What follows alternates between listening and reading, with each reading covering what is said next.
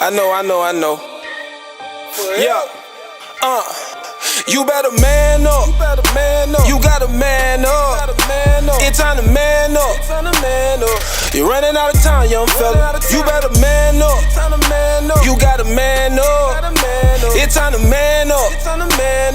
You're running out of time, young fella. You better man up. You gotta man up. It's time to man up. You're running out of time, young fella. It's time to man up. You gotta man up. You better man up.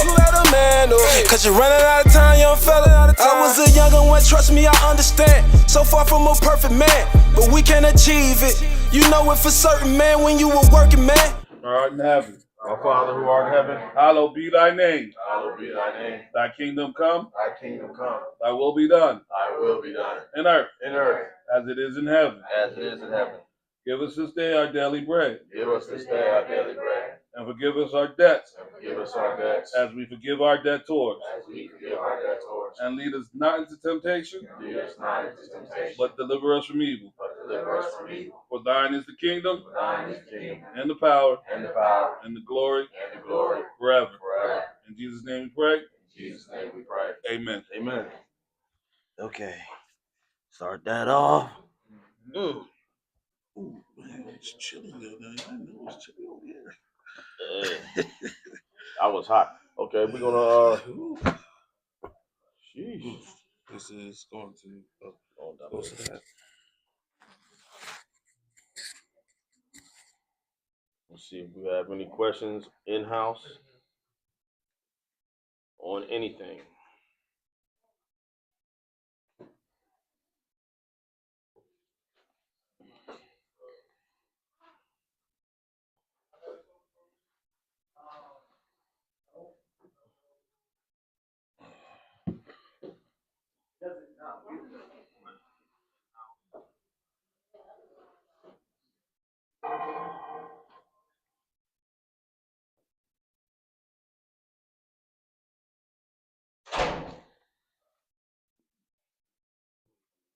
Oh, never that, sir. Never that. I don't recall me doing any of that in my life. If I did, I must have been a child. Mm-hmm.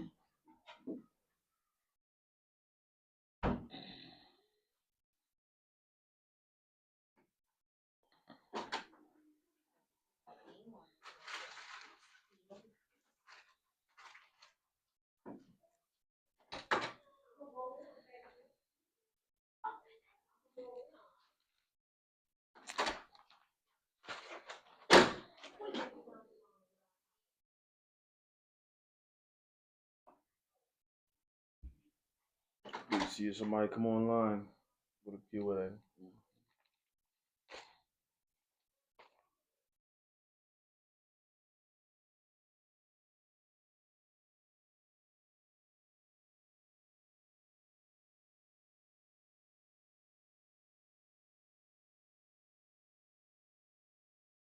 Mm.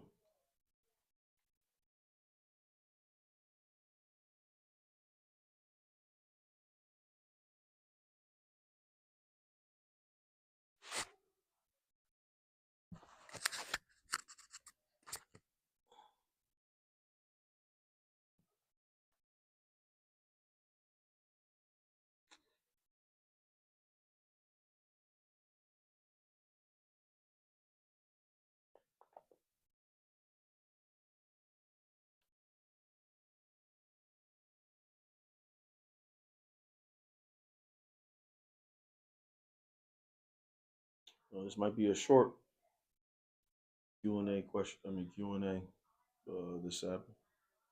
I'm gonna come online. We're gonna be on to show that we did get 'em on here. We came on.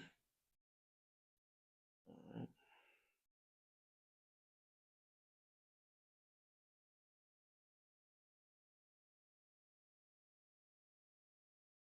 You have anything? This Sabbath. Oh man. Mhm. Oh, oh man. Uh, I've been seeing. I haven't really gotten into it, but I've seen Ethiopia. a lot in the Bible, and I've never gotten around to it of what is the significance of Ethiopia. But since this is questions and answers, I might want to ask you, what is the significance of Ethiopia besides um, they're going to pay back Israel, and I've never gone deep into Pay it back Israel. What are you talking about? as like it. Let me see. Let me see. Matter of fact, I think it was in your lesson today that it had something, but it wasn't. It was near you in in the lesson, but not in the lesson, as meaning it wasn't the lesson being taught. I believe it was in. Let me see. I seen it. I think it was actually between Romans or Acts Ethiopia? about Ethiopia. Well, you didn't. You weren't preaching about Ethiopia, but I read down after you had said what you had to say about the gathering of the Gentiles. And I'm trying to see where did I see because like I said I've seen it in plenty of guy teachers um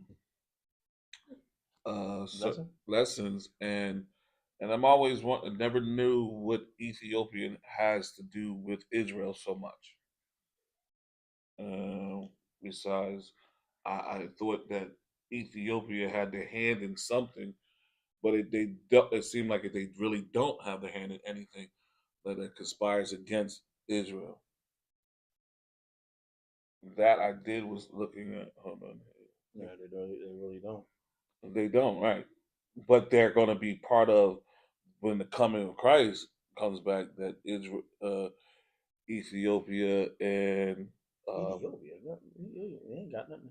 Oh well, yeah. Let's look at and I'm just like, I'm trying to find. it. Go to Isaiah chapter 11.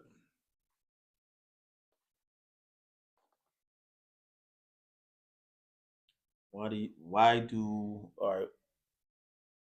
Hold on, we're gonna deal with that. Let me see. All right, here. Let's go here. Lee Peace 2_3. Go to Isaiah chapter 11.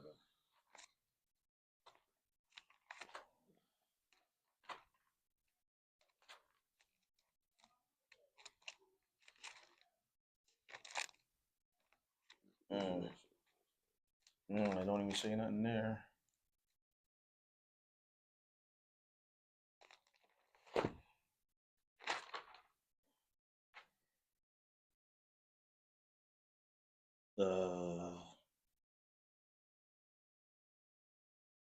Get up at verse 10. Verse 10, Isaiah chapter 11, verse 10. Mhm. And in that day there shall be a root of Jesse, which shall stand for a sign of the people. To it shall the Gentiles seek, and his rest shall be glorious.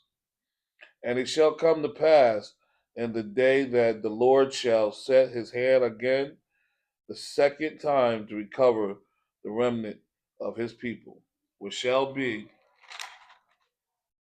left from Assyria and from Egypt and from Pathros Mhm. and from Cush and Mhm. from Elam and from Shinar and from Hamath and from the islands of the sea. Mhm. And he shall. So look, Egypt and Cush. You know what I'm saying? Mm-hmm. It's like they're Hamite nations. You know what I'm saying? Right.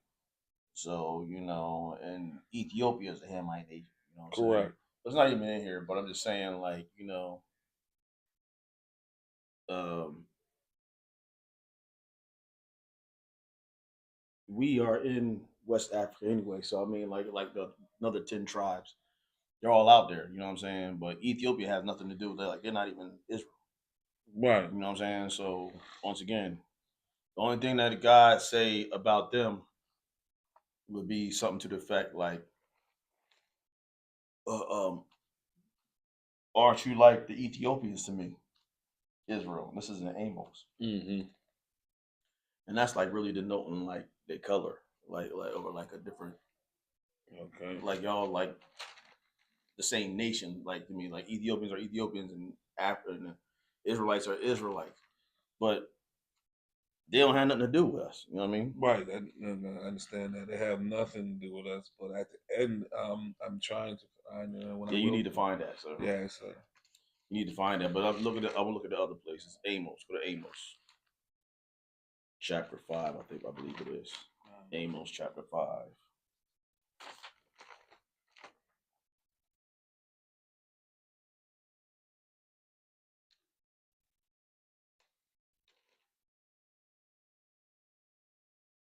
Chapter 8. Amos chapter 5. Absolutely. Where's it at? Maybe it's 8. Yes, Amos chapter 9. Amos chapter 9. I'm sorry. And it says,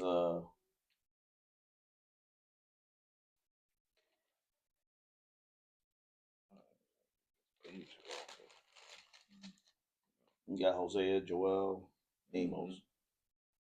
Got Daniel, Hosea, Joel, Amos. Chapter 9. 9 and And pick it up at verse 6. What is it? it is he that buildeth. Nope. Uh-huh. Amos. Yeah, you got it. You got it. It is he that buildeth his stories in the heavens, and hath found his troop in the earth. He that calleth for the waters of the sea, and poureth them out upon the face of the earth. The Lord is his name. All right, so he made everything. You know what I mean? He made all the people and everything. So now, go ahead. Verse 7. Are ye not as children of the Ethiopians upon me? O children of Israel. Are ye not as the children of the Ethiopians unto me? Unto me. Children of Israel, saith the Lord. Go ahead. Lord, I'm sorry. Have not I brought up Israel out of the land of Egypt? Yes. And the Philistines from Captor, and the Syrians from Ker. Basically, the Lord has his hands in all the affairs of the people. That's what we're getting at. Right. What do he say at verse 8? Behold, the eye of the Lord God are upon the sinful kingdom, and I will destroy it from off the face of the earth. So once again, so just like the Lord, Ethiopians had war with it. Well, we call it the Ethiopians, but at one point in our captivity to help us fight with someone else. Okay. You know what I'm saying? And the Lord was kind of upset about that because he's like, listen, I think it was Amos, not Amos, but Ahaz. Either Ahaz. It was one of the kings where he is upset about it, and he was like, yo, listen, didn't I help you out with who was it? Let me go find out where was that. I gotta find out where this was at. But he helped them. I think it's in Second Chronicles. He helps. It's in Chronicles. Fight against the Ethiopians. I mean, Ethiopians help fight with them against someone. It's in Chronicles. Second Chronicles 9 and 6. I got my bag with my. Let's see what we got here.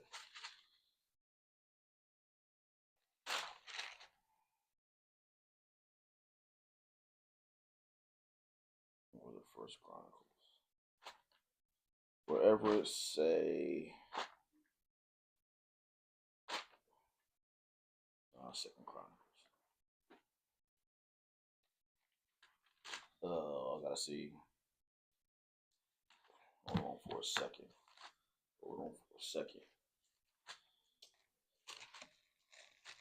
16. No. Yeah. So Second Chronicles 16. No, let me see. Where was it at? Yeah, it was Asa.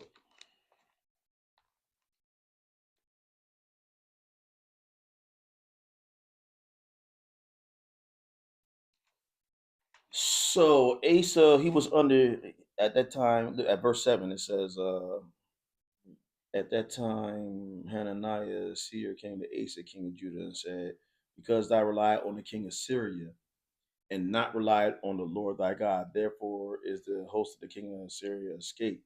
Now look at verse 8. It says, were not the Ethiopians and the Lubans a huge host with very many chariots and horsemen? Yet because thou didst rely on the Lord, he delivered them into thy hand. So that was the issue. So the Assyrian army.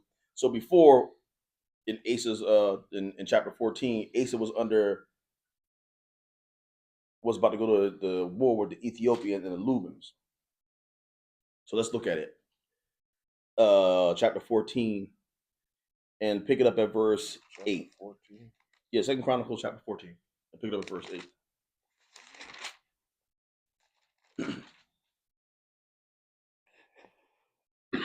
And Asa had an army of men that bare targets and spears, and out of Judah 300,000, and out of Benjamin that bare shields and drew bows 280,000. All right, 280,000. All these were mighty men of valor. All right, now verse 9, look what happened. And there came out against them Zerah the Ethiopian with an host of 1,300 chariots, and came unto 1,000. Yeah, So that's 2,000. No, 100,000. 100,000 and 300. So that's 100,000 and 300 chariots. Right. Go ahead. And came unto Marish. No. 100. Host of 1,300 chariots. Because B said he had 204,000. So this is much more than that. This is almost like 1 million people, man, under 100,000. So go ahead. Because 200,000.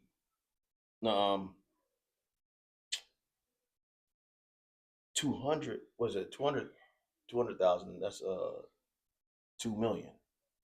Right 200 four scores or 200,000. I'm bugging, man. I'm bugging right now. But at any rate, this is more than what they had. Infinitely more. So now look what happened. Then 10. Then Asa went out against him, and they set the battle in array in the valley of Zephath and Maria Shah. Go ahead. And Asa cried unto the Lord his God and said, What'd he say? Lord, it is nothing with thee to help, whether with many or with them that have no power. Yeah, absolutely. Help us, O Lord our God, for we rest on thee, and in thy name we go against the multitude, O Lord. Thou art our God. Let not man prevail against thee. All right, so now he came to the Lord, right? So he's going up against the Ethiopian and their massive army with his little army. So now, go ahead. So now look what the Lord did. So the Lord smote the Ethiopians before Asa and before Judah, and the Ethiopians fled. Keep reading. And Asa and the people that were with him pursued them unto Jerah, and the Ethiopians were overthrown, that they could not recover themselves, for they were destroyed before the Lord and before his host, and they carried away very much spoil. Keep reading. And they smote all the cities round about Jerah, for the fear of the Lord came upon them, and they spoiled all the cities, for there was exceeding much spoil in them. All right, very good. So now, because Asa cried out against the Lord and let the Lord be his help and his shield, the Lord fought that battle. Right. So now here later on in chapter 19, the Assyrian come up against them. And now instead of yes, it's chapter 19, right? Or chapter 16. Chapter 16. Yeah. So now, but he gonna call to make a league with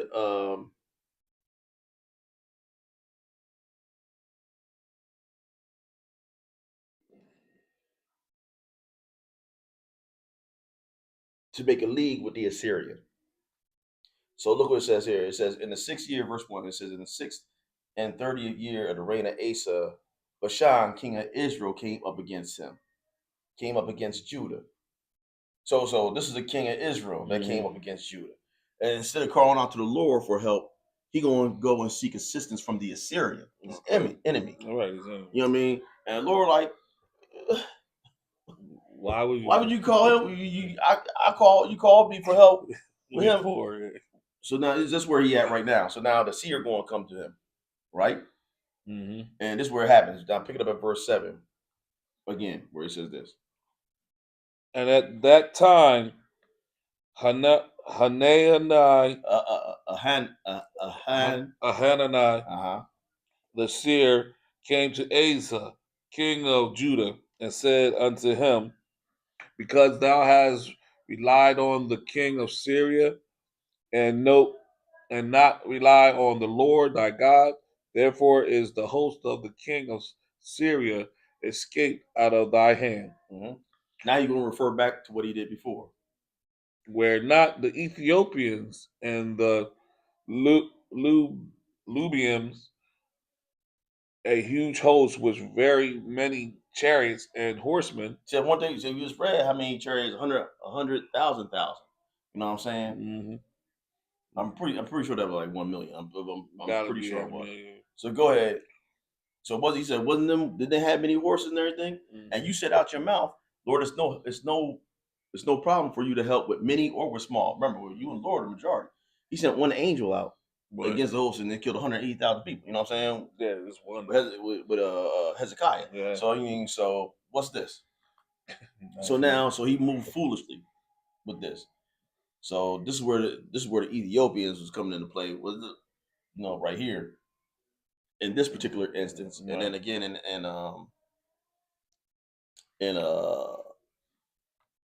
Amos. You know what I'm saying? Okay. So now when you keep on reading, it said, "We're not the Ethiopians and the Lubians, a huge host with very many chariots and horsemen. Yet, because thou didst rely on the Lord, He delivered them into thy hand. For the eyes of the Lord," this is one of my favorite verses too.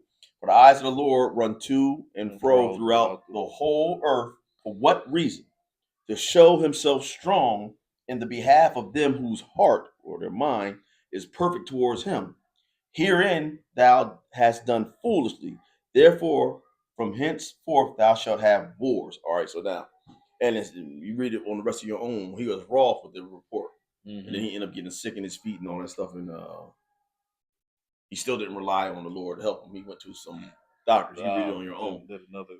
So that's the only part I seen where it's dealing with like Ethiopian and stuff like that, United Nation. But okay. I read earlier that the Hamites, they're going to be in servitude to Shem, and the Japhet is going to be in the tents of Israel. You know what I'm saying? Yeah, so being served by the Hamites. So that's that. If you come up with another question, if you come up with where you actually seen it at, then we can deal with it a little bit later on. And we can deal with it. All right, let's look at here. Let's see what's going on here. This is Lee Peace 2-3. Why do you all consider crosses to be idols? Because the Bible says they are. That's number one. But all the lions aren't. I've been in Israel for a while, and the amount of times I've seen lions used to represent Jesus is astounding. Okay. He's the Lion of the tribe of Judah. All right, the Lion of Judah is a title, the same way the cross is used to represent the sacrifice. Okay, we shouldn't be using any imagery to represent Christ, whether white Jesus or black Jesus are both wrong. I agree, and so that's absolutely right. Do me a favor, Lee, peace. Post. I would like for you to post some scriptures. Well, I'm about to give you some right now to show you why we don't use crosses. I'm gonna give. Or do you think? Well, it says. Why do you all consider crosses to be idols? I'll deal with that. Let me show you why we consider crosses to be idols. That's a Roman thing. Let's go to Deuteronomy chapter 4. Deuteronomy chapter 4, verse 15 through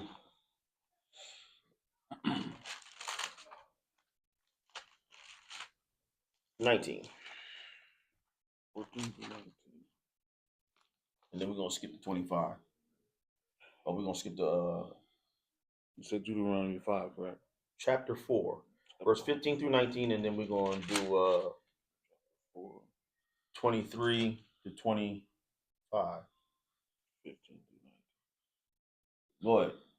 Take ye therefore good heed unto yourselves, Why? for ye saw no manner of similitude on the day that the Lord spake upon you in Horeb, Spake unto you.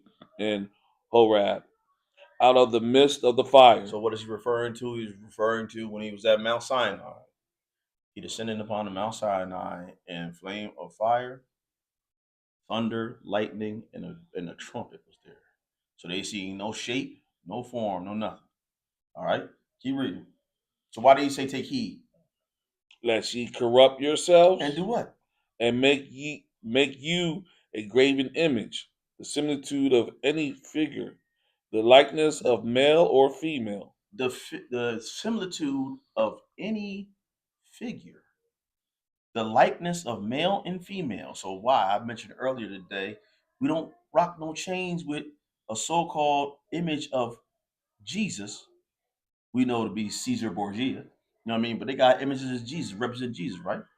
It says male. He says, first of all, it says any figure. So we're gonna find out that crosses, so-called stars of David. You dig what I'm saying? Is it a problem with you wearing a lion across your chest? I mean, listen, I'm not bound down to no lion. Number one. Number two, because that's another situation that we got to deal with. If you have a cross on your podium, and they have people that come and have altar calls and stuff like that, what you bowing down to? You see what I'm saying? So it's like, we got to get to this, and what's understood really don't need to be explained. But for the rack, like, we don't make an image. If I have a picture of me and my wife and my children and my dog there in my house, I'm not bowing down to that. Even though that's an image, you know what I'm saying? Right. See, this has to do with worship. Worship. Solomon, we're going to read in a little bit. Solomon had 12 lions going up to the throne. The Lord allowed that in the temple.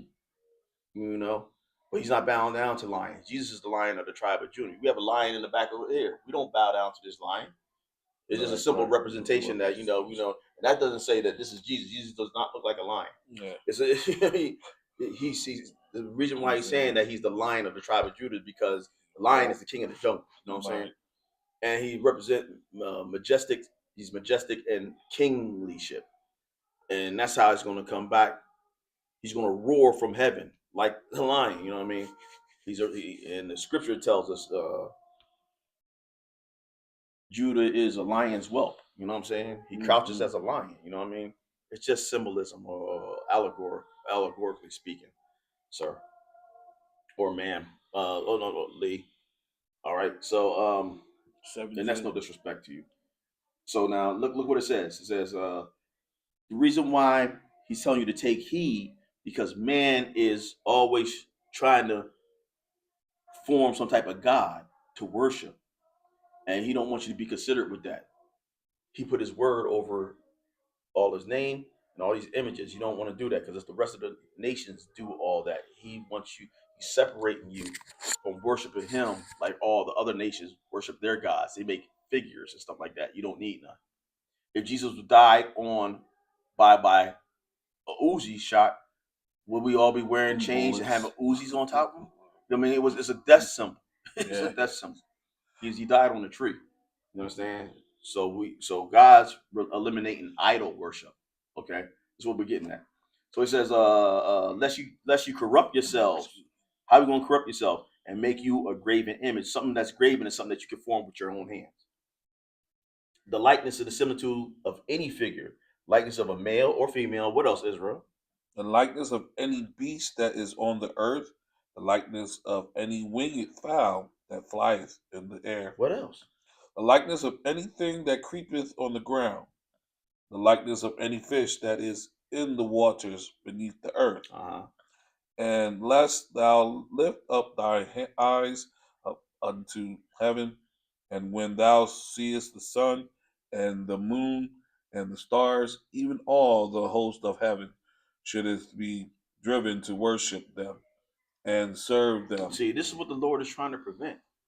You know what I mean? You from taking the things that was made for man, the sun, the moon, and the stars was made for man, so that you can observe God's times, laws, seasons, months, years. So you can go and deal with his appointed time and seasons, his appointed feast days in their season. That's why we don't have communion every second Sunday or whatever like that. No, we have Passover in his season. We have the Feast of Unleavened Bread in his season. You see what I'm saying? It's all dealing with part of the Lord's calendar in his holy days. All right. Man makes up their own holidays and they have no value to them whatsoever. It has nothing to do with Christmas, has nothing to do with Christ at all. No one knows when he was born. And if he was born, it would have been in the springtime sometime. You see what I'm saying? So like cut it out. So like man has made a whole nother doctrine about that. So now he don't want you to worship them, worship the sun, moon, and stars. He don't want you to worship uh, a Jesus piece or a cross or a so-called Star of David. David didn't have no star. You know. Where you at? I'm still in the middle of. All right. So 19 says, "Unless thou lift up thine eyes unto heaven, and when thou seest the sun and the moon and the stars, even all the hosts of heaven, should it be driven to worship them and serve them." Go ahead. Which the Lord thy God hath divided unto all nations under the whole heaven. Go ahead. But the Lord hath taken you and brought you forth out of the Oh, iron. that's cool. That's cool. So now, skip down to 23. What does it say? Take heed unto yourselves, Uh-huh. lest ye forget the covenant of the Lord your God, Mm-hmm. which he made with you, and make you a graven image, or the likeness of anything which the Lord thy God hath forbidden Have thee. forbidden you. Okay. Now this has to do with worship. Now, you know what I mean? Once again, the key thing is worship. You have a cross on your neck. Is he didn't tell you to remember or to put a graven image on your around your neck and to remember me. You know what I'm saying? He said, remember his death and his resurrection. And when you do that, listen, what you're doing is you're going to keep his commandments. Jesus said, if you love me, keep my commandments. Period. Keep reading. 24. 24. For the Lord thy God is a consuming fire, Yeah. even a jealous God. Come on now. He's going to come on down even to our generation. Keep reading. When thou shalt beget children and children, and ye shall have remained long in the land. What's going to happen? And long in the land, and shall corrupt yourselves. So as long as you're going to have children and children, because God declares the end from the beginning. He already knew that Israel was going to be on some old madness. Matter of fact, Israel was so crazy that they took and was murmuring before the Lord, and the Lord sent fiery snakes behind them, and they was biting them and getting and killed. So the Lord told Moses, here, put up a brazen serpent, put it up, and whenever they get bit, go and look at it. Just look at it. Just look at it. Which requires you having faith. Because if you didn't believe God, then you wouldn't get the remedy. He said, just go look at it, and whoever got bit, they were going to be okay. As they stayed long in the land, you know what they started doing? They started worshiping it. Yeah. Now they made it an idol. The Lord didn't tell you to worship the thing. So you got to understand, man, like we have a tendency to create our own type of righteousness instead of dealing with the Lord. He said, don't make no idols, don't make none. The only reason why we deal with or tell people that Jesus is black because it's a fact. Number one. Number two, we've been lied to all our lives and said that he is white, and he's not. He's not a Gentile. God made of one blood all nations, all people. We're all one blood. And we're all different shades of brown. And we didn't even come up with the color factor, white, black, or whatever. That was some Gentile that did that in the 1800s. Something Oldenbach. I forgot his whole name, but he the one that came up with that thing. The color code people, so that you can promote white supremacy. Go ahead, bro. Get that. So it's not even about that. So we had to correct the lie. And there's plenty of places where it says Jesus speaking about his color. Song of Solomon and Song of Solomon chapter 1 and Revelation chapter 1. Isaiah. In Isaiah, it talks about the color of the Lord. So I mean, don't argue with me, argue about the Bible, argue with the Bible. You know what I mean? All right, so now this is why you don't want to corrupt yourself. So now when thou shalt beget children and children have remained long in the land, and shall corrupt yourselves and make a graven image or the likeness of anything, and shall do evil in the sight of the Lord thy God to provoke him to anger. What do he say?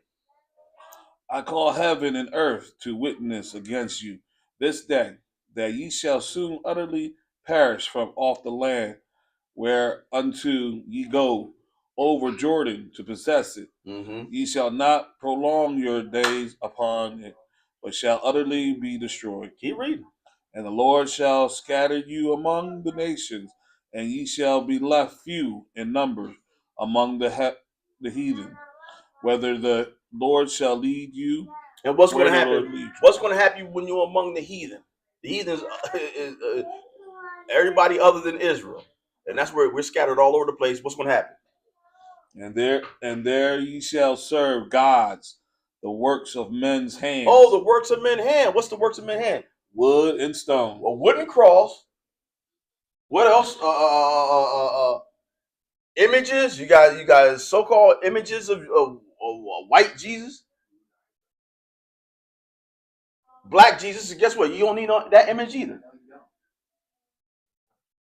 And the only reason the black Jesus came up because somebody told me that Jesus was white, and he's not. So we was wrong on both ends, meaning like we don't have to go and do all that. The Lord said, well, keep my commandments. And I told you not to make anything, because that's what other nations do. Keep reading. 28 again. And there ye shall serve gods, the works of men's hands, wood and stone, which neither see nor hear nor eat nor smell. But if from thence thou shalt seek the Lord thy God, thou shalt find him. Mm-hmm. If thou seek him with all thy heart and with all thy soul. Keep reading. When thou art in tribulation, and all these things are come upon thee, even in the latter days. Yeah, what's your these days now? What's going to happen? If thou turn to the Lord thy God, and shall be obedient unto his voice. How am I going to turn and be obedient? Thou shalt not make to thyself any graven image of any likeness in the heaven above, in the earth beneath, in the water underneath the earth. Hey, thou shalt not bow down to them and worship them. So now, why you call Jesus the Lion of Judah? Because that's simply what he is. And guess what? We are worshiping him too. We got to give honor to the Son. The Lord said, if you don't give honor to the Son, you ain't giving honor to him. But now, to show you that we can make lions. Solomon. Let's go look at Solomon's temple. Let's go. You know what I mean? Let's go look at this. Let's go look at this. And if it was an issue, God would have most certainly told Solomon, hey, you're in error. Yeah. Right. You know what I mean? This is the height of Israel's existence, man. The temple was a wonder of the world. Wonders of the world. Everybody from every nation was coming to see the temple that Solomon had built or erected to the God of Abraham, Isaac, and Jacob. You see what I'm saying? So let's see what it say at his house, man. Let's go to 1 Kings, man.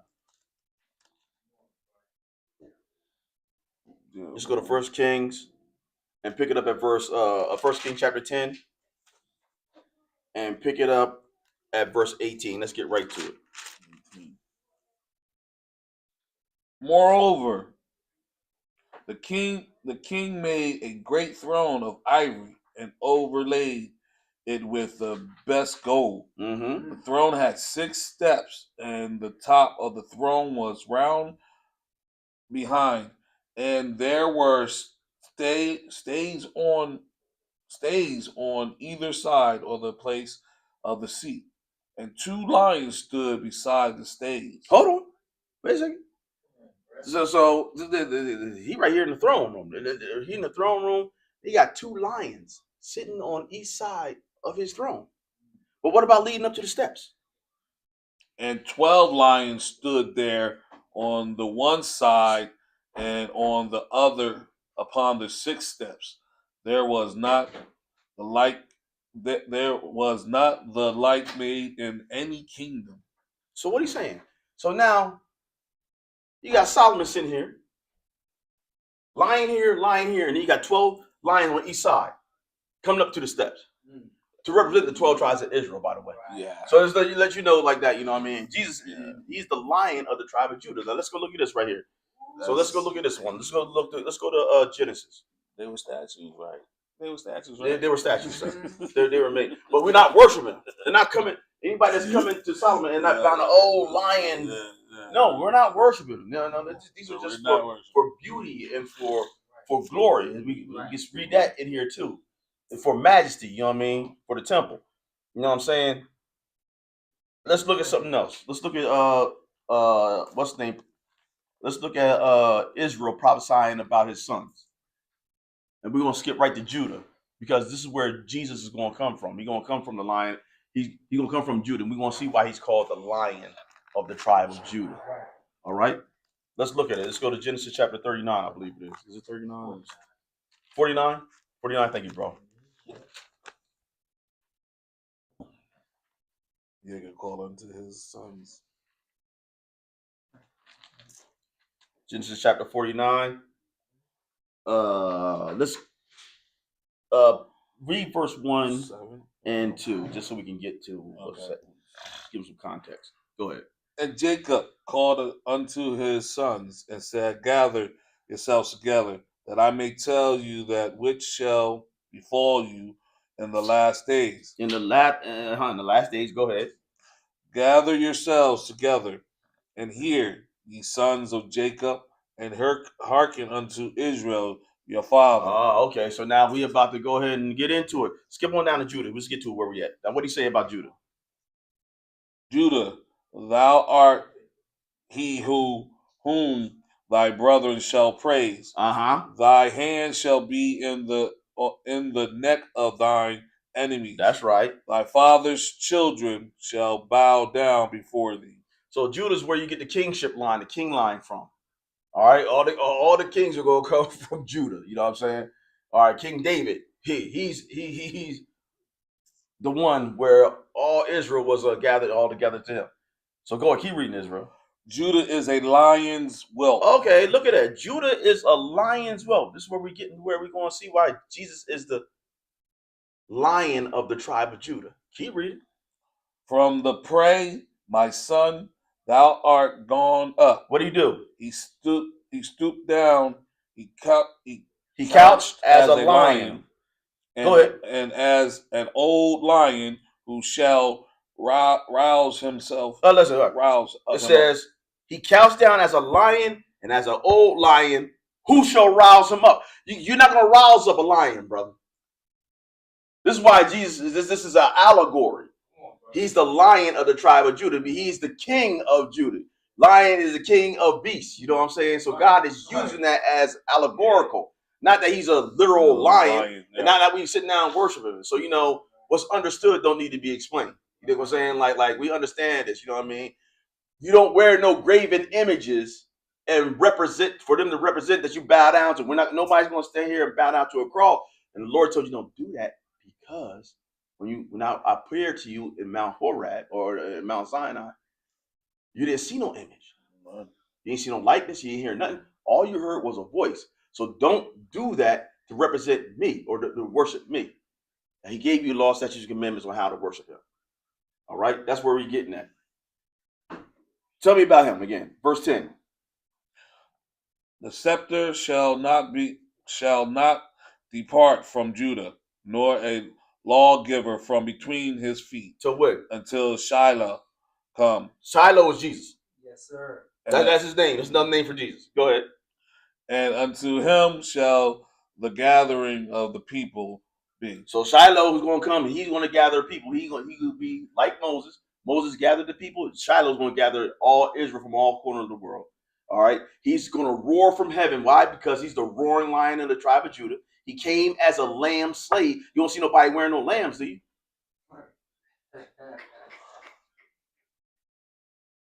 Because it's allegorical, man. You know what I mean? Right. It's not. It's you know. He didn't put up a fuss when he came the first time. This next time he's coming with all the smoke, and he wants all the smoke. As a matter of fact, he gonna gather everybody and say, "Oh, y'all bad here. Don't want to make weapons and all that stuff here.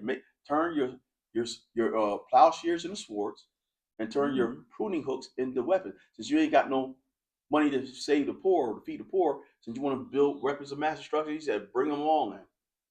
I'm gonna do you all at one time, so I can show you who the baddest man on the block." That's all. That's good enough right there. That's cool. So now I hope you understand why we did that lead piece 2-3. So now let me see. Shalom, family. This is at Dion Israel.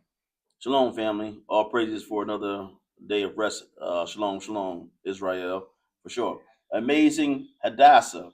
Peace, sis. Your red coat is very sharp. Oh, I appreciate that, sister. I appreciate that. For real. It was hot, too. It was sharp, but it was hot. And that's why I took it off. All right, let's see. In Matthew 23, 16 to 23, why are the children of Israel swearing by these things if we're not supposed to vow or swear? Okay, let's see. And could you also explain verse 24 in the chapter as well? Okay, let's see. Matthew 23. Really, first of all, you're not supposed to swear falsely by God's name. If you're going to swear, you're going to swear in honesty and truth. All right, but let's see what's happening. Let's see what we're talking about here. Because the Lord says, "Swear not by heaven." I'm pretty sure that's where you're going at. Let me see. 23, 16 through. Woe unto you. Go ahead, brother. What's that? 16. Okay. Woe unto you, ye blind guides, which say, whosoever shall swear by the temple, it is nothing. But whosoever shall swear by the gold of the temple, he is a debtor. Yea, Okay. fools and blind. No, ye fools and blind. For whether is greater the gold or the temple that sanctifieth the gold. All right, so now he's talking to the Pharisees, which are hypocrites. You know what I'm saying? And they did a lot of things to be seen of men. You know what I mean? And not really understanding the significance of the temple or the one whose temple it really is. Okay, they didn't have respect for the Lord. So they since somebody swears, he says, "Woe unto you, blind guides!" Right? So first of all, when a person makes an oath, what is the oath there for? The oath is there so you can squash all strife. That's what an oath is for. So me and you say, hey, bro, listen, man. I need you to do this on Friday. I need you to do this on Friday. Let's use the same example. Mm-hmm. And you be like, I'm like, bro, I really need it done. And you be like, yo, bro, I'm gonna be there. But you have been untrustworthy or something. Mm-hmm. I'm like, man, you ain't gonna be there because I asked you to do something before. You ain't gonna be there. Listen, bro, I'll be there. Listen, I promise, or I swear, I'll be there. That's gonna. Oh, you promise? Or some people be like, yo, I swear on my kids, or whatever. You know what I mean? The oath is there so that the strife will be ended, or your word should be your bond. That's why the Lord say, let your yea be yea and your nay be nay. You know what I mean? So now, right here, the Pharisees, they like, all right, boom. When you make a pledge, or what's the name, which says, woe unto you, blind Pharisees, would say to that swear by the temple. Like when a person swear by the temple, they have made some type of oath or something to say, yo, I swear by the temple, yo, I'm going to do this, or this is what it is. So really, they're not swearing by the temple. What are they swearing by? The God that's inside of the temple, which they don't have respect on. This is where Jesus is getting at. You know what I'm saying? Because they're looking at the temple. And remember, they were geeked on the temple. Remember when Jesus was here, they was geeked on the temple. They seen how the temple that Herod renovated or whatever. Mm-hmm. They are showing Jesus, and it's like, look at this temple and everything. Jesus said, look, man, one stone ain't gonna be standing on top of another one. Showing you how geeked they was on the temple, but they're not understanding that the Lord is in the temple. He's the one that makes everything holy. He's the one that does everything right. And they was totally missing that. They were missing that. And they were just swearing on the temples. Jesus is going to get at this whole thing. So now, what do you say at verse 17? Ye fools and blind, for whether is greater. So he said, ye fools and blind. What is greater? The gold or the temple that sanctified the gold? What's greater? Mm-hmm. They worried about the riches. Oh, because I got all this gold is something. That's what most of these pastors be on right now. Who gives the biggest donation? Oh, you must be somebody or something like that. Nah, man. It's the gold. It's the God that blesses. That's what you need to be worried about. 18. Yeah. And whosoever what? Whosoever shall swear by the altar. Is it nothing? So he said, and whosoever shall swear by the altar, it is nothing. Because the altar's in there. Mm-hmm. Right? But what? Whosoever sweareth by the gift that is upon it, he is guilty. Unbelievable. So once again, who is sanctifying the altar? Who's the altar for? It's for the Lord. So they're doing a whole bunch of things for pretense, you know what I mean, and for show, not giving proper reference to the force behind the altar, the force behind everything. It's the Lord that's there. This is what he's getting at. So what do he say? Ye fools and blind, for whether is greater, the gift or the altar that sanctified the gift? Mm-hmm. Whoso therefore shall swear by the altar, sweareth by it, and by all things thereon. Why is that? Because the altar is sanctified unto the Lord. So you're not going. That's why you're not going to put anything that's contemptible on the altar. That is sanctified to the Lord. Mm-hmm. So if anything touches that holy and sanctified altar, it becomes holy because it's to the Lord. So that's what's missing. You know what I mean? The Lord is what's missing out of this. That's what, and they were hypocrites. You know what I'm saying? So they tell you what's right to do and do all the right motions, but they themselves ain't going to do it. That's why the Lord say, observe them, observe what they say, observe it, but do not what they do, because they say and do not. So this is what this is all about, Sister Hadassah. You know what I'm saying? All right. Keep reading. 21. And whoso shall swear by the temple, sweareth by it, and by him that dwelleth therein, and he that shall swear by heaven, sweareth by the throne of God, and by him that sitteth thereon. Mm-hmm. So what did Jesus say in chapter 5. Let's go look at that. Hold on a second. Chapter 5, verse 34. What did that say? Verse 33. What does it say? Hold your finger here. We're coming right back. Chapter 5.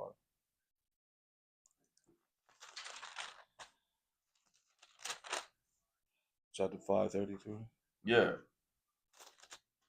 One page. Again, ye have heard that it has been said by them of old time, thou shalt not forswear thyself, but shalt perform unto the Lord thy oath. See, forswear thyself means swear falsely. Let me show you how you're supposed to swear or make an oath. Hold your finger here. Again, let's go to Leviticus chapter 19.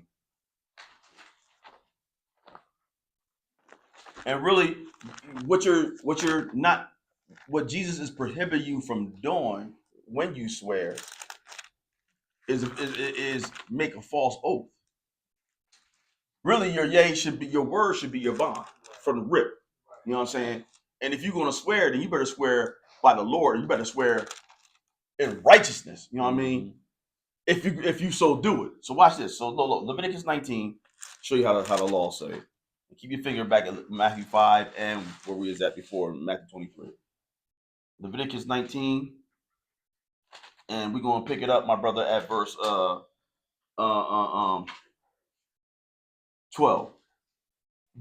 What it say?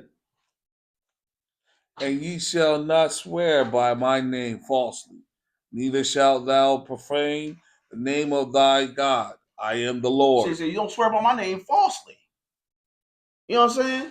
I done seen plenty of times in the Old Testament where, you know, where a person will say, listen, matter of fact, David said it at one time.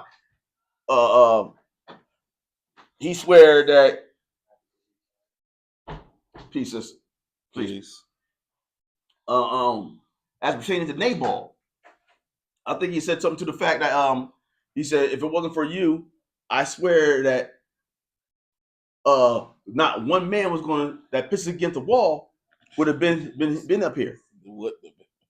And that's for real. You know what I mean? He is serious about that. You know what I mean? Like if Abigail didn't stop him, it would not one person, not one male be alive in Nabal's household. You see what I'm saying? But he didn't swear falsely behind that because that was a very true statement. You dig what I'm saying? He was on his way. And it's more than that. But you're not supposed to swear by the Lord's name falsely. All right. So now let's go. Verse 5, chapter 5, verse 34. 34 now. What Jesus say? But I say unto you, swear not at all, neither by the heavens, for it is God's throne, nor by the earth, for it is his footstool, neither by Jerusalem, for it is the city of the great king. Neither shalt thou swear by the head, because by thy head, because thou can't not make one hair white or black. So you don't. So when people be on some Jesus came, he's ratifying the law. He's making it more perfect. Like, listen, man, don't it be on something like, yo, man, I swear by my child, or hey, you know what? Listen, on my honor, or nah, you ain't got to go through all that. Matter of fact, the book say wherever there's multitude of words, sin don't lack by it. There's no, you know what I mean, or something to that effect. Like, let your yea be yea, your nay be nay. I ain't gotta make no grandiose gesture. Like, it is what it is. Your word is your bond, and it should be. You know what I mean? So the Lord want to let you know. Let your yea be yea and your nay be nay. Keep reading this, bro.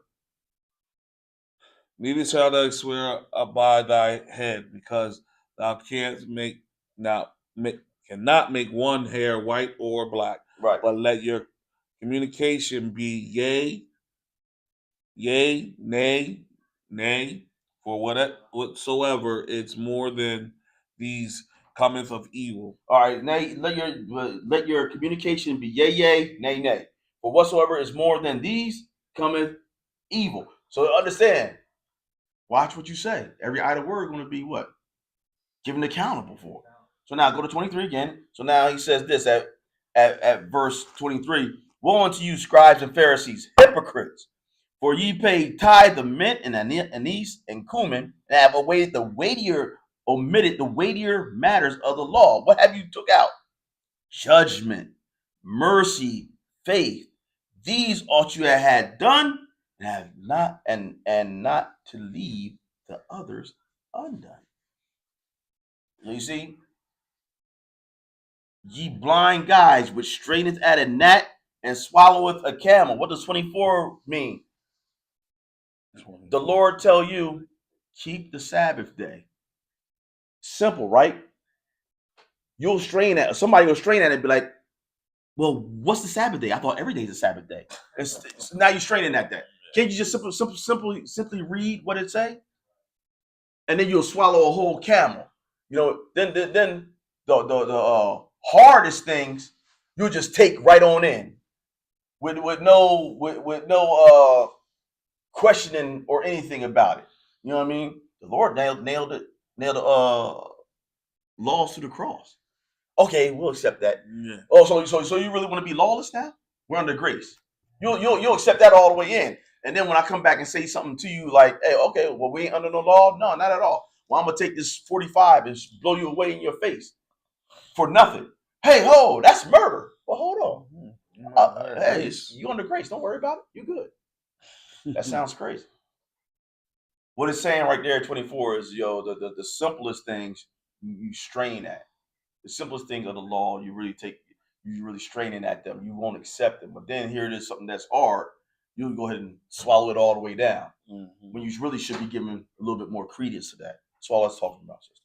So I hope that helped with that situation. Hope that helps, Sister Adasa.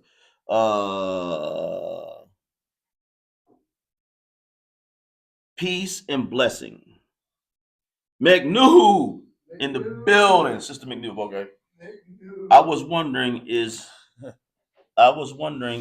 opposite day a pagan holiday? I don't even know what you're talking about. Yeah, there's a lot of. See, is that what it is? I heard something like that too, and then some like jobs we going off these calendars that got so much like cookie day or pizza day or whatever. Like, yeah. What's opposite day? Opposite day. It's supposed to be you're supposed to wear your clothes backwards, opposite, or something else. Is that what it is? It's crazy. It's one of those made up ones that just goes along. Let me see. I don't know where they get it from. You know what I mean? What is Opposites Day? Yeah, some reason I seen some company celebrated on January 25th. People say and do the opposite of what they normally would, like saying goodbye when they arrive. It encourages creativity and laughter. It's one. So they talk opposite. The opposite too. Dang, wow, they took it way far. All right, Opposites Day is a fun, unofficial holiday, mainly celebrated on January 25th, where people say and do the reverse of what they mean or normally do, like saying goodbye when arriving or eating dessert before dinner to encourage creativity, laughter, and learn about synonyms.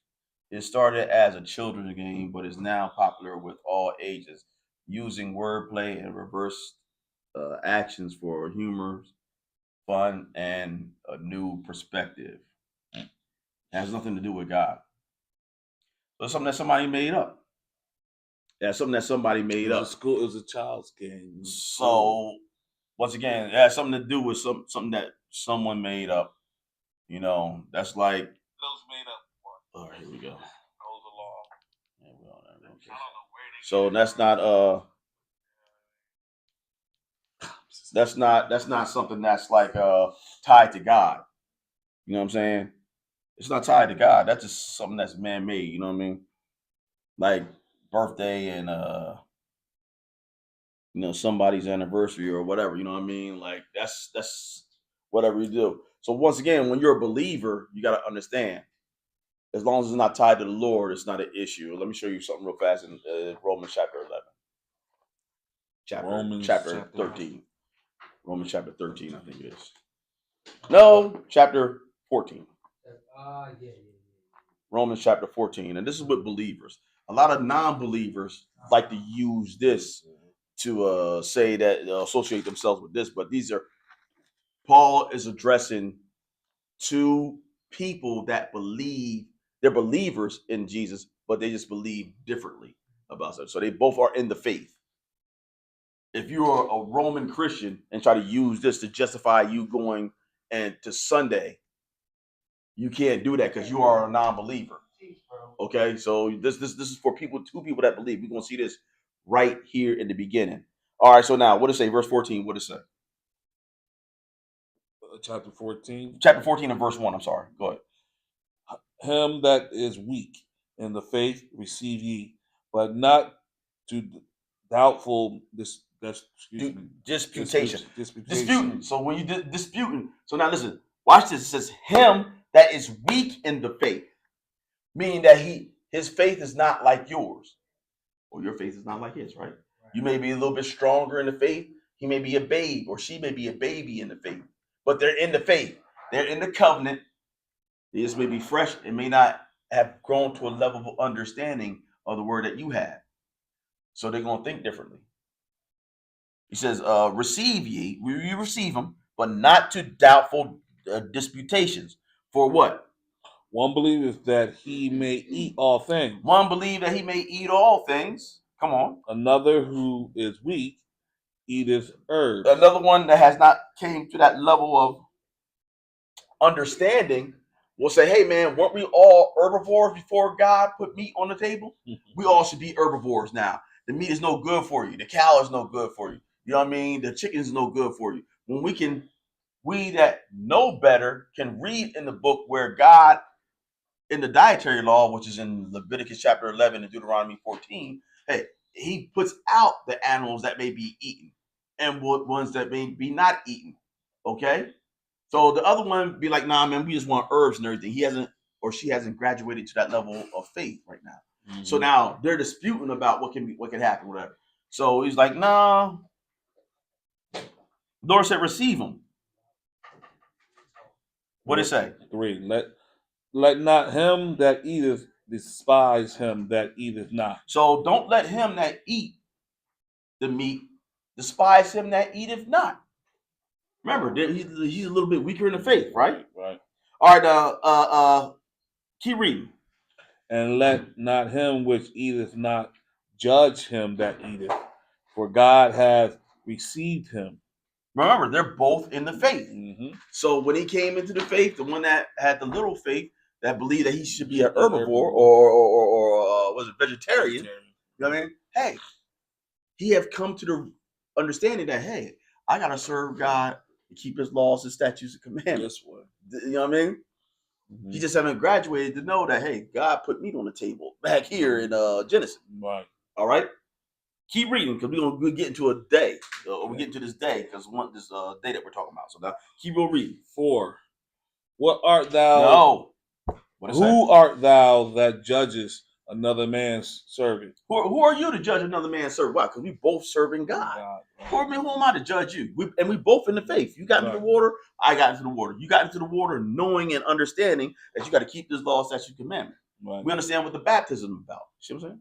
So go keep reading.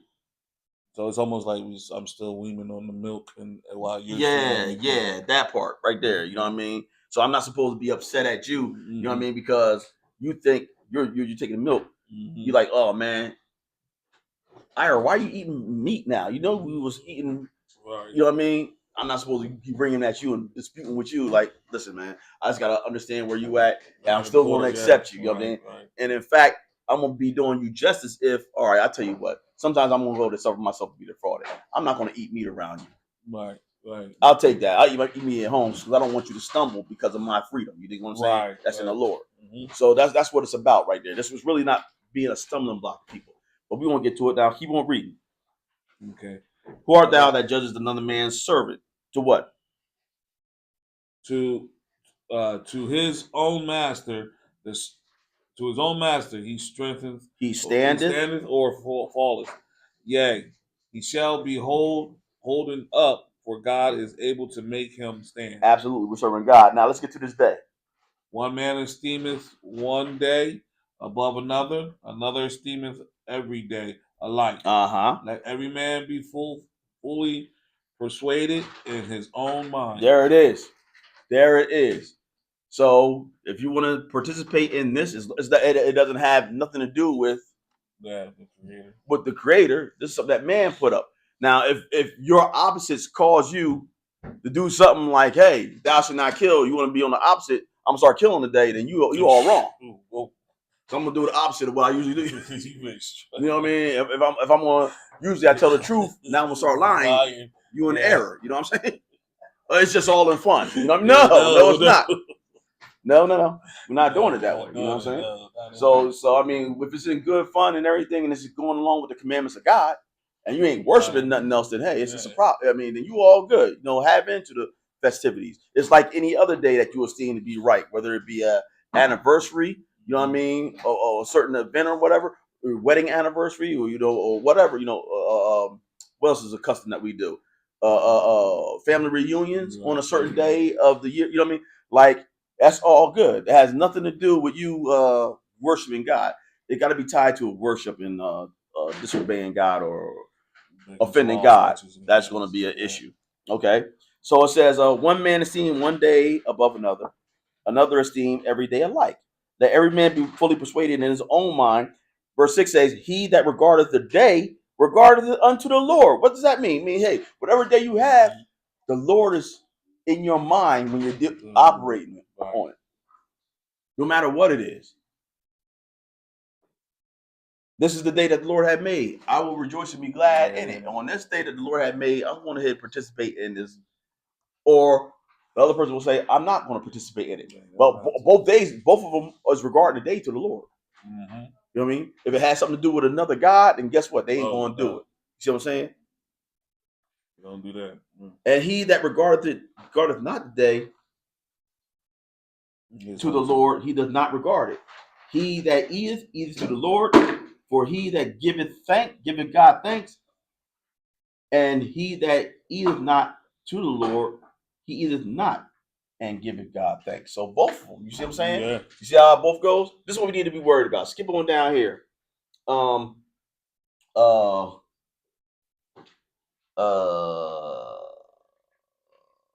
what it say? 19. Let us therefore follow after the things which make for peace. That's what we need to do. And things follow after the things that make peace. You know what I mean? Go ahead. What else? And things wherewith one may edify another. Yes, sir. Keep reading. For meat destroy not the works of God. All things indeed are pure, but it is evil for that man who eateth with offense. All right. So this is the point we want to get to, 21. It is good neither to eat flesh, nor to drink wine, nor anything whereby thy brother stumbleth, or is offended, or is made weak. So like I said, so if my eating meat in front of this brother could offend him or make him feel like stumble his walk can be stumbled with the Lord, then I'm gonna refrain. Peace, sisters. I'm gonna refrain from that until he comes up to snuff.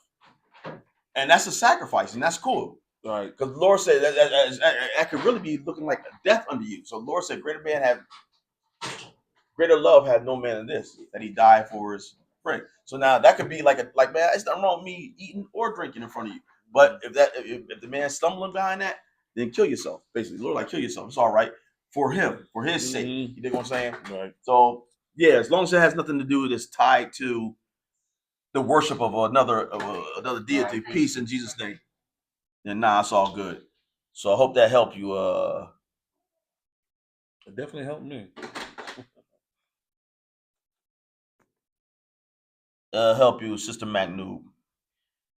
All right, Dasa laugh out loud. Josh in the background. Yeah, I know. He's crazy.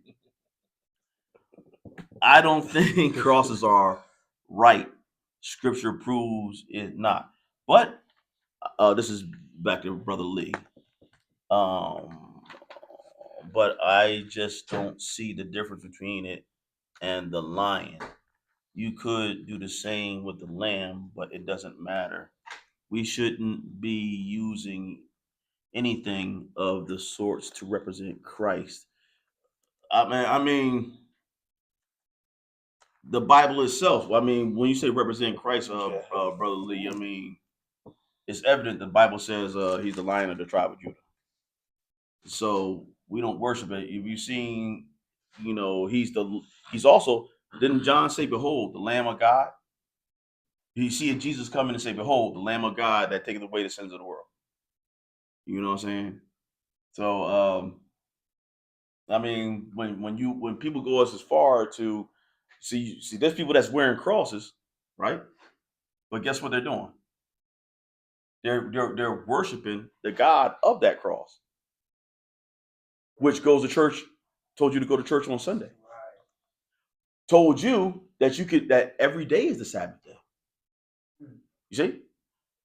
So it's worship that's tied to that idol. It's worship that's tied to the idol. You see what I'm saying?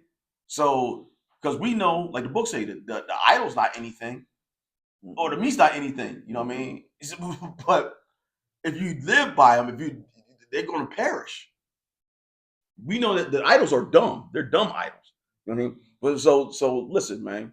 Like you just gotta understand, man. We don't do no graven image. That's why at Israel Church of Jesus, all 70 locations, you ain't gonna see no crosses up in that joint.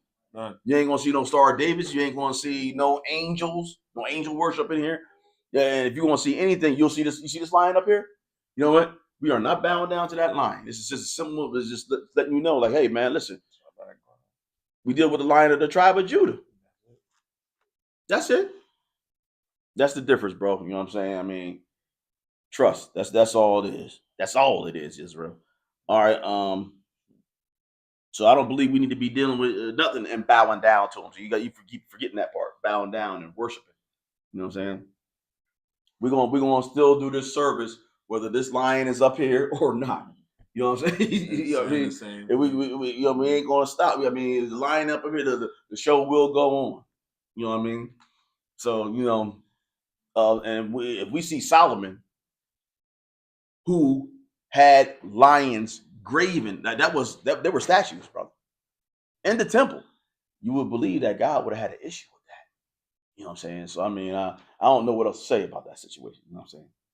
But you're right. We don't need to be in the aspect that we don't need to be bound down and worshiping nothing.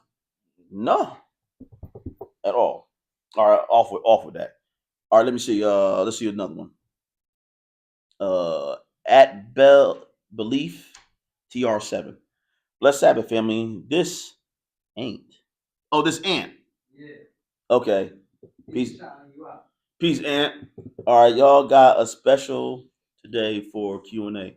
All praises to the Most High permanently. Hey, absolutely. Peace, brother Ant. Special deluxe indeed. Absolutely. All right, that's brother Dion. All right. The world view love as an emotional response or feeling, but we know that true love is the fulfilling of the law. Absolutely. So by default, we're loving our neighbor by not breaking law against him. Absolutely, brother Dion Israel. That's absolute. What we say? Facts. 100. 100. You know what I'm saying? You know what I mean? Straight up. What else we got, brother Dion Israel? So do we have to be buddy with everyone because how the world would view it? If I'm already loving a stranger by not killing, stealing, or lying, or coveting their stuff. Hey, listen, man, the Lord say live peaceably amongst all men if possible. And sometimes, listen, people are just sometimes impossible to deal with. You're not going to get along with everybody. So exactly. Just by me, I'm showing you love really because I'm not stealing from you. I'm not setting you up for failure because I don't like your character or whatever. Really, you're going to get enough rope to hang your own self by. So Lord, like just let them be. Matter of fact, I got a scripture for it. Want to hear it? Here it go. Let's go to Psalms 37 real fast. Because there's just going to be evil people. There's just going to be people that's just not right in the world. We live in a very wicked world, and the Lord said the world is given into the hands of the wicked. So now we got to endure and help them too. And sometimes helping them meaning I'm not going to blast you out. I'm not going to, you know what, I like to say this all the time. I'm going to charge this to your ignorance and pay you no mind. You know what I'm saying? Sometimes you got to do it like that. You know what I mean? Because some people just be unruly sometimes. So I'm going to give you 2 scriptures, right?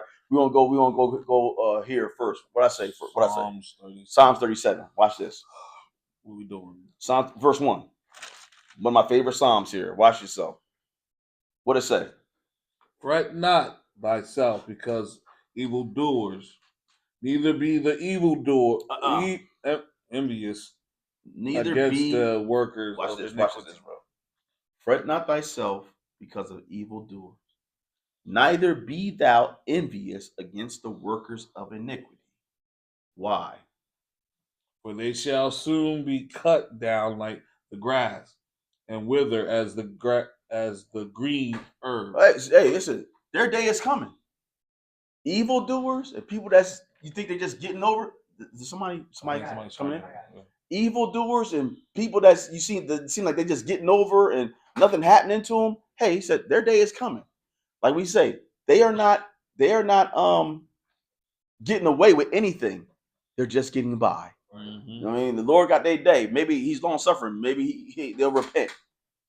But why? Trust in the Lord. Look what the Lord tells us to do. Trust in the Lord and what? And do good. And what's going to happen? So shalt thou dwell in the land, and verily thou shalt be fed. So understand, he said, trust in the Lord. Do good. You're going to dwell in the land, and guess what? The Lord going to take care of you. You're going to be fed, right? Don't worry about what the other person is doing, how they may be getting over, or maybe seeming like they prospering while they doing evil. Mm-hmm. Peace, Israel. Be safe, all right? Go ahead. What else we got to do? 4, delight thyself also in the Lord. And what? And he shall give thee the desires of thy heart. So look what else you got to do in this land that's crazy. To delight yourself in the Lord. That's one of the reasons why we're under captivity now. Lord said, because you didn't delight yourself for the abundance of all things, like you say in Deuteronomy 28. So these curses are going to come upon you. You see what I'm saying? So learn to love the Lord and delight yourself and make him your all in all in this land. And he's going to give you the desires of your heart. What else we got to do? 5, commit thy way unto the Lord. And what else? Commit thy way unto the Lord. What else? Oh. Trust also in him. So commit your way unto the Lord. Trust also in him. And what? And he shall bring it to pass. No, he might bring it to pass. And he shall bring it. What is he going to bring to pass? The desires of your heart. What? You delight in him, and when you trust in him. So I like to take these first words out of the next 4 scripts. Trust, delight, commit, rest in the Lord. And he's going to give you all these things. He's going to give you the desire of your heart. You're going to be fed. You're going to dwell in the land. You're going to be fed. Can't nobody do anything to you unless the Lord got you. Why? Because the angels of protection are around about you to deliver you because you fear the Lord. Commit thy way unto the Lord. Trust also in him, and he shall bring to pass. What are you going to bring to pass? Verse 6. And he shall bring forth thy righteousness as the light, and thy judgment as the noonday. What else? Rest in the Lord, and wait patiently for him. Fret not thyself because of him who's prospereth in his ways. So just because the man, the evildoer, it seemed like he's prospering in his ways, he said, don't fret yourself because of that. Don't get all bent out of shape or anything like that. He said, man, your day is coming. Your righteousness is going to be just as fine, yo. They ain't getting away with nothing. Don't envy him or her. Keep on doing what you're supposed to do, living honorably and in integrity with the Lord. He gonna get you. He got you. All right? Because it would be easy for us to get frustrated, for us to want to turn back. Well, let me go ahead and make this sale real quick. You know what I mean? I got to come up a little bit, man. No, don't do that. Don't do that. Just stay right there. You're going to eat. Mm-hmm. David said, matter of fact, he said it in here, I've been young and now I'm old. Never have I seen the righteous forsaken, nor a seed begging bread. You know what I mean? You're going to be all right. Rest in the Lord and wait patiently for him. Fret not thyself because of him who prospereth in his way. Why? Because of the man who bringeth wicked devices to pass. I like to use this word, what? Cease what? Cease from anger. So don't be mad. Cease from anger and what? And forsake wrath. What? Fret not thyself in any wise to do evil. Why? For evildoers shall be cut off, but those that wait up upon the Lord, they shall inherit the earth. For yet All right, that's cool. That's cool. Skip down to verse 16. What it say? A little that a righteous man hath is better than the riches of the many wicked. You see how that goes? The little that the righteous man had is better than all the wealth of the wicked, because they have it, but they ain't got no rest with theirs. You know what I'm saying? They get fast money. Like I say, fast money that come fast, go fast. Yeah. You see what I'm saying? The Lord allows you to accumulate wealth little by little, and then once it's there, it's for you. Can't nobody take that thing away from you. You know what I'm saying? So a little that a righteous man has is better than the riches of many wicked. Why? 17. For the arms of the wicked shall be broken, but the Lord upholdeth the righteous. Go on. The Lord knoweth the days of the upright, and their inheritance shall be forever. Ooh, you see how that goes? That's why I say just stay the course. You ain't got to fret yourself because of the evil door of what they got coming to pass. Hey, when you're going to look around, when the Lord comes in, you're going to inherit the earth. And you're going to look for that evil door. And guess what? He's going to be gone. She's going to be gone. You're going to be thoroughly looking around for him. Hey, they're going to be nowhere to be found. Because you waited on the Lord and you put your trust in him, he got you preserved. 19. They shall not be ashamed. What was it? Go ahead. They shall not be ashamed. And what? In the evil time. Talking about the one that waiting on the Lord, they shall not be ashamed in the evil time. Go ahead. And in the days of famine, they shall be satisfied. Ooh, so look how that goes. So when all the world is underneath famine and all that stuff, you're going to still be eating. The Lord said the world is the Lord's in the fullness thereof. He knows the cattle on the thousand. Yeah, he owns the cattle on the thousand hills. Come on. All this is all the world. So he can feed you. He can feed you, man. When you can't be fed. Matter of fact, Elijah, he called for a famine for 3 years and a half, right? And guess what? The Lord led him to a river, and guess who came to feed him? Crows. A raven. A raven. Yeah, that was crow. Until that which is an unclean animal, by the way. Yeah. I like to point things out like that because God can make you eat by any hands. You know what I'm saying? He didn't eat the raven either. The raven brought him meat. Let's be clear on that too, because I know how y'all are, Israel. Y'all slick. No, he didn't eat the raven. He didn't see them different ravens.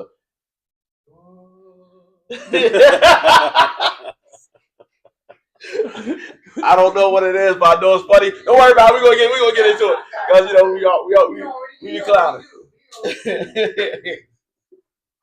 Oh goodness. So whoever told how would you know? No one ever told you that learning can be so much fun. It is.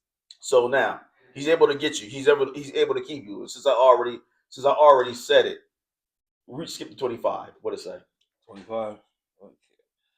I have been young and now am old, yet have I not seen the righteous forsaken, nor his seed begging bread. All right, that's cool. So now let's go one more place. Let's go to Romans chapter 12 and verse 17. 12 and 17. What it says?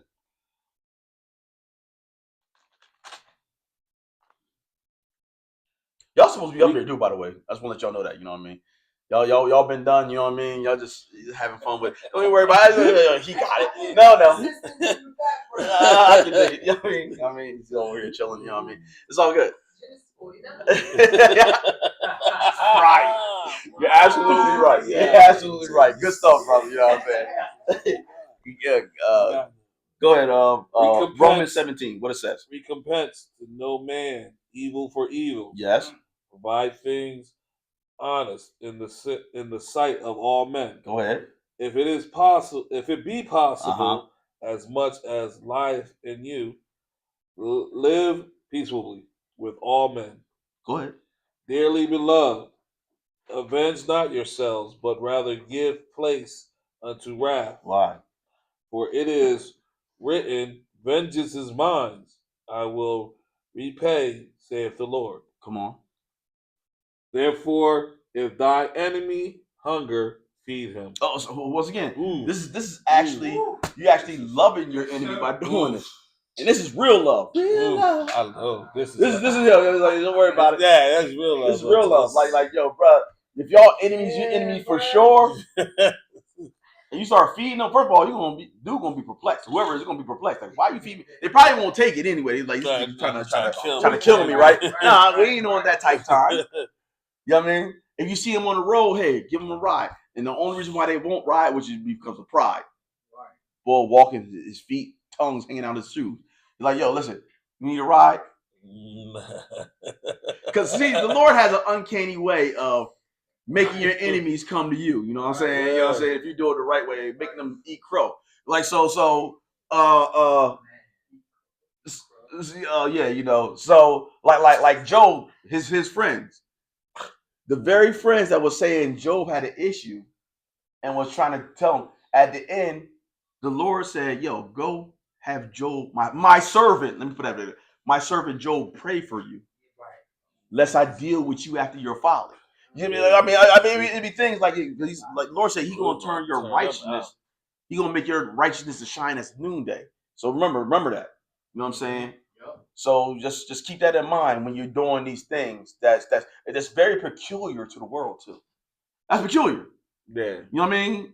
If your enemy, you find your enemy's wallet and that is full of money, and you return it back to him or her. Everybody else in the world guaranteed be like, shh, you would have never got it back. You better man than me. Yeah, right. They say that, right?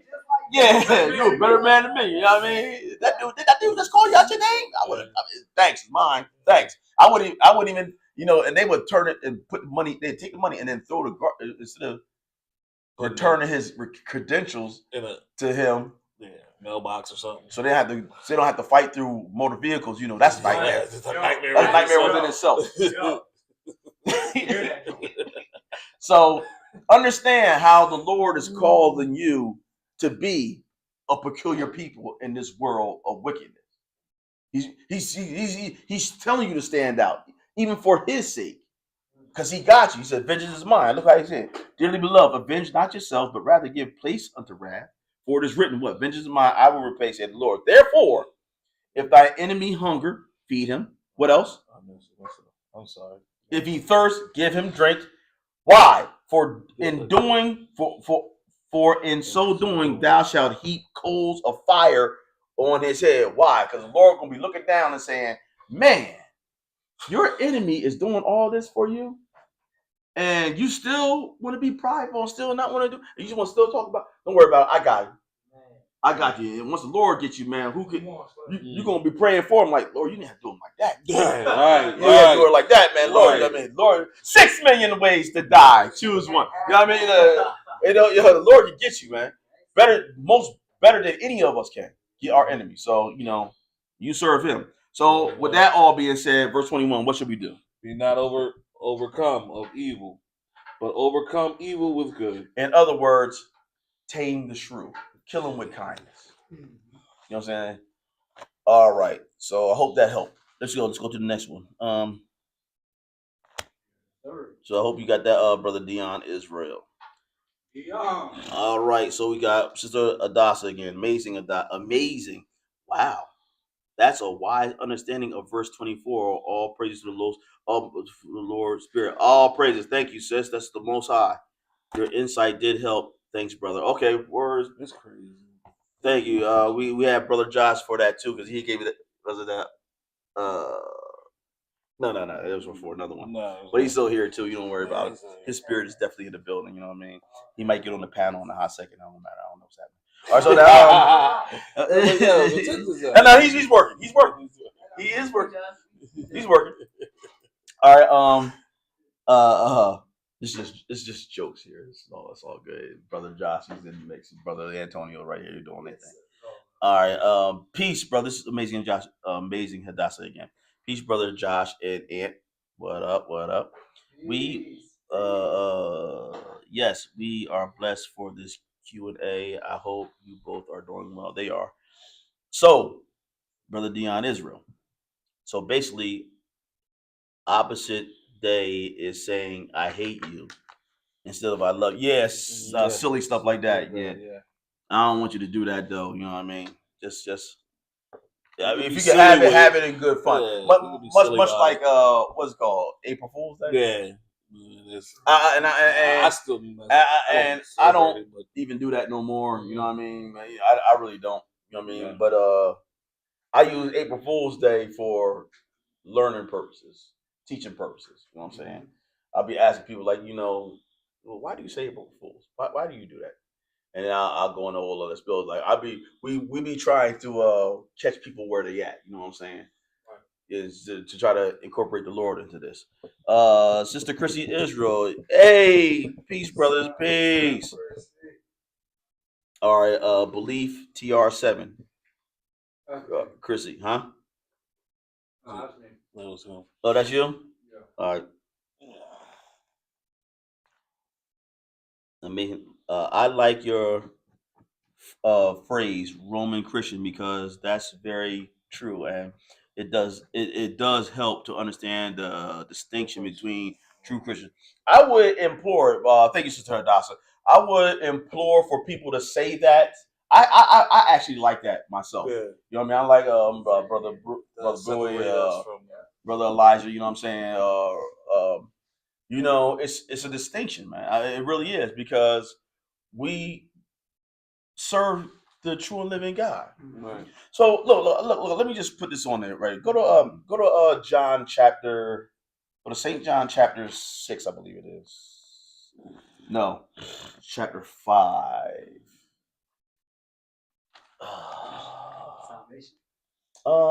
What am I looking? No, it is chapter. No, it's chapter 8. I'm sorry. St. John chapter 8, where it says, to the Jews that believe, if you continue on my word. Yeah. So, St. John chapter 8, Jesus speaking, right? Pick it up at verse 30. What did he say? 30. Okay. As he spake, which is Jesus, I believe, as he spake these words, many believed on him. Mm-hmm. Then said Jesus to those Jews which believed on him. So really, because he had a lot of followers, not everybody liked Jesus, contrary to popular belief. Right. You know what I'm saying? He was really stirring things up here. But to the Jews, now he's speaking to the Jews that do believe. This message is for them. Because he's in the midst of a crowd of a whole bunch of people, right? Mm-hmm. So now what did he say?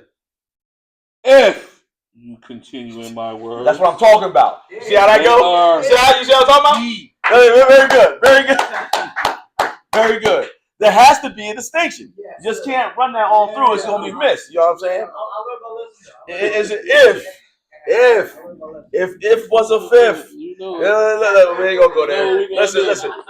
If it's contention. I mean, it's contingent upon a certain stipulation. All right. If Jesus spake, if what? Ye continue in my word. If you continue in my word, then what's going to happen? Are ye my disciples indeed? Ye then, and only then are you my disciples indeed. I often say Roman Christians, and I'm not being facetious, are the most ignorant people in the world. Yep. Ignorant meaning not knowing. Yep. They cannot defend their belief or their doctrine. Mm-hmm. And once you combat them with scriptures on how you believe, once they run out of their spiel, hey, they reject you, or they'll simply dismiss you or walk away or call you, you a legalist, or you know what I mean.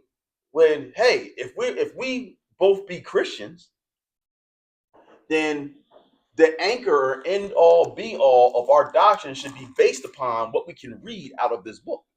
Right. So how can we both have the same book but believe totally opposite from each other? Right. Something's not here. So that's when they'll go and say something to this effect. Well, you believe what you believe. No. You worship God how you worship God. I worship God how I worship God. And one of us is going to make no. Somebody's going to hell. God tells us how to worship.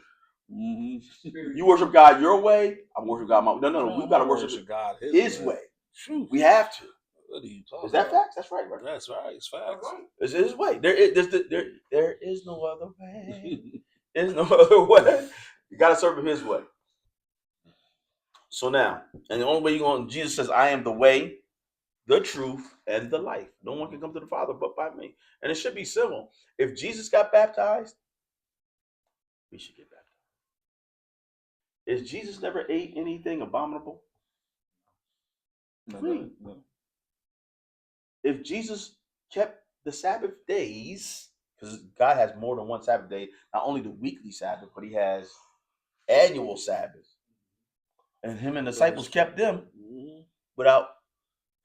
Jesus went to church only on Sunday once a year.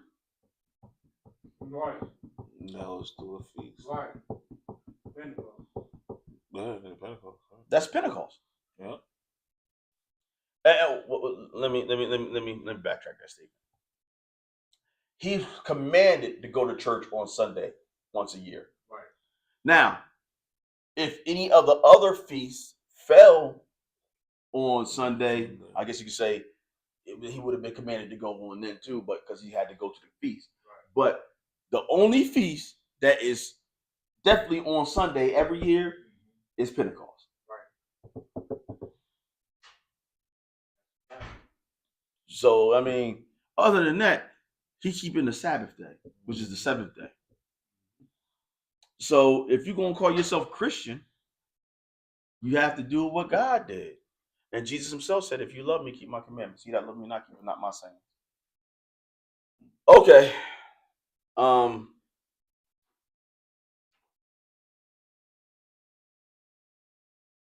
Yeah, we're going to do that right there. All right, that's cool. Unless anybody want to add something to that. Let me see. Give me some more. Oh, we down here. We in it now. We are in this. You got to use the bathroom? Yes, sir. Good. Yeah. I know one way or another we don't get them. Yeah. One way or another we get somebody. Come on up here. Y'all.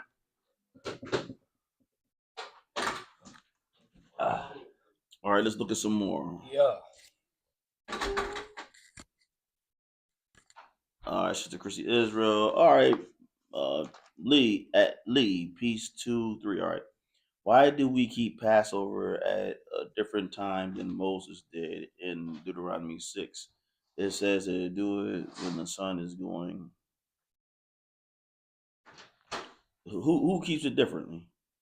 Right. I just want to you keep it differently. Let me see what goes on here.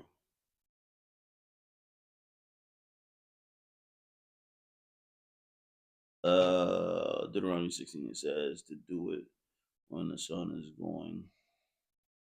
When the sun is going on the day. I don't know what that was say. All right, you see that Moses kept it.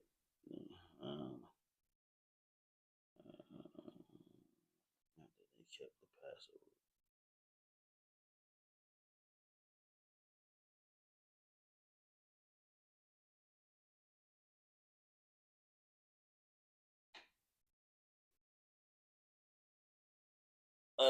Exodus 12, Exodus 13, 1-4. After they kept the Passover, that midnight, a few hours later, when Pharaoh kicked them out, was the first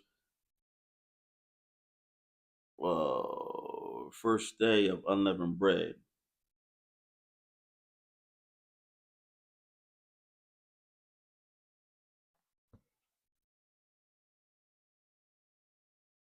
They kept it at the end of the 14th day while the sun was setting. We even see they did it the same way in John when Jesus was being taken up to be crucified.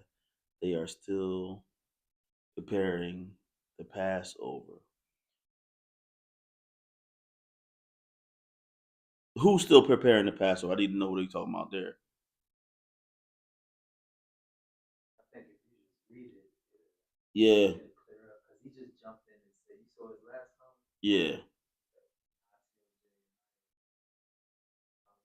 Nah. Where we at here?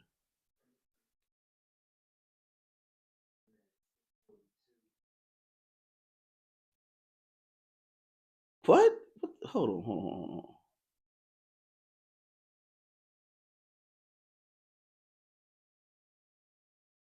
Yeah, this is way down. This is way down. So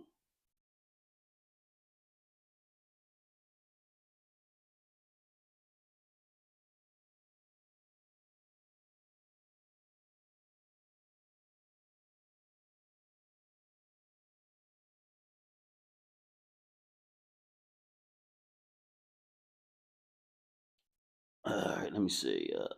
After that, they kept the Passover midnight. A few hours later, when Pharaoh kicked them out, it was the first day of unleavened bread. They kept it at the end of the 14th day while the sun was setting. We even see that it did it the same way in John. It's fine. Passover. Let me see. Passover. Oh yeah. Is there a reason we don't keep it at the same time everyone else did? Is it because of the Passover Jesus had with the disciples? I thought we would keep it when he died, since he died according to the ordinance. He is the Passover. I thought, was this is a since he died according to the ordinance, he is the Passover. Okay, and we do it in remembrance of his death. Does that line up thinking, am I off?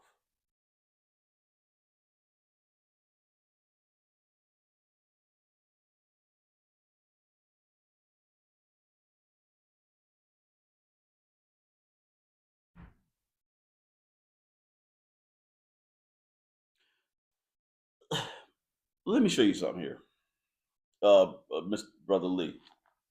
I'm glad we all have a mind to do this, and we're trying to do it the best way we know how to do these things, the Passover and all that. And we have lessons on all these things, but here in short, let's go to 1 Corinthians. Let me show you something here. No, Corinthians 13. 1 Corinthians 13. Let me show you this. So I'm hoping you really, really do want some edification, and you're not a troll. But here, I'm gonna show you something here, right here, because we're doing everything here. We're doing everything here according to our level of understanding. Okay, the best way that we know how, and it's perfect as we know how. But I'm gonna show you something here. Pick it up at verse 13 and 9. What it say? 1 Corinthians 13:9. What we say? For we know in part, and we prophesy in part. But when that which is perfect is come, That's Jesus. then that which is in part shall be done away. So understand, well, when he come, everybody gonna be on the same page. And the good thing about it is that you have a mind, first of all, to keep his laws, statutes, commandments. That's number one. You have a mind to do this. And the Lord wants you to do it in spirit and in truth. You know what I'm saying? So right here, how we keep the Passover, the elders of the church have came up and they have sought the Lord on how to do this thing the right way. And he put them in position to lead his people this way. You know what I'm saying? And I'm trusting in that fact. I'm trusting in the fact that I pray to the Lord myself, and that I'm in a position where, hey, I can learn this the right way to where we at. Man has trashed this system, so to speak. So we're doing the best way we know how. We know that Christ, in fact, is the Passover. That's why we don't slaughter no lambs now. Mm-hmm. And we do the Passover as what the Lord told us it to be, which is a memorial to remember his death and his resurrection. Right. And that the Lord provided a propitiation for us to be brought from up underneath the penalty of sin, which is the blood of the Lamb. That's why it was symbolized to be on the doorpost, and the death angel passed by you. So when you get baptized, that is also representing you getting the coming underneath the blood or the covenant of Jesus, so that you can get passed over by death. You got to stay up underneath that blood by keeping the law, statutes, and commandments of God. So now, or under His grace, also. So now, guess what happens here? But when that which is perfect is come, then that which is in part shall be done away with. Verse 11, what does it say? When I was a child, I spake as a child. Yes. I understood as a child. Come on. I thought as a child. Yeah. But when I became a man, I put away childish things. So understand, you got to understand like this. You know what I mean? We're always striving to do what's right and what's perfect. That's why the pure in heart is going to be able to see God. Right. If you're defiled, nothing to you is going to be pure. It's always going to be a question about something. You see what I'm saying? And it's like, you got to at some point believe it just is what it is. Right. All right. Right. Verse 12. What it say? For now we see through a glass, darkly, but then face to face. Now I know in part, but then shall I know even as also I am known. So understand this. Now watch this. Go to Titus. Go to Titus chapter 1.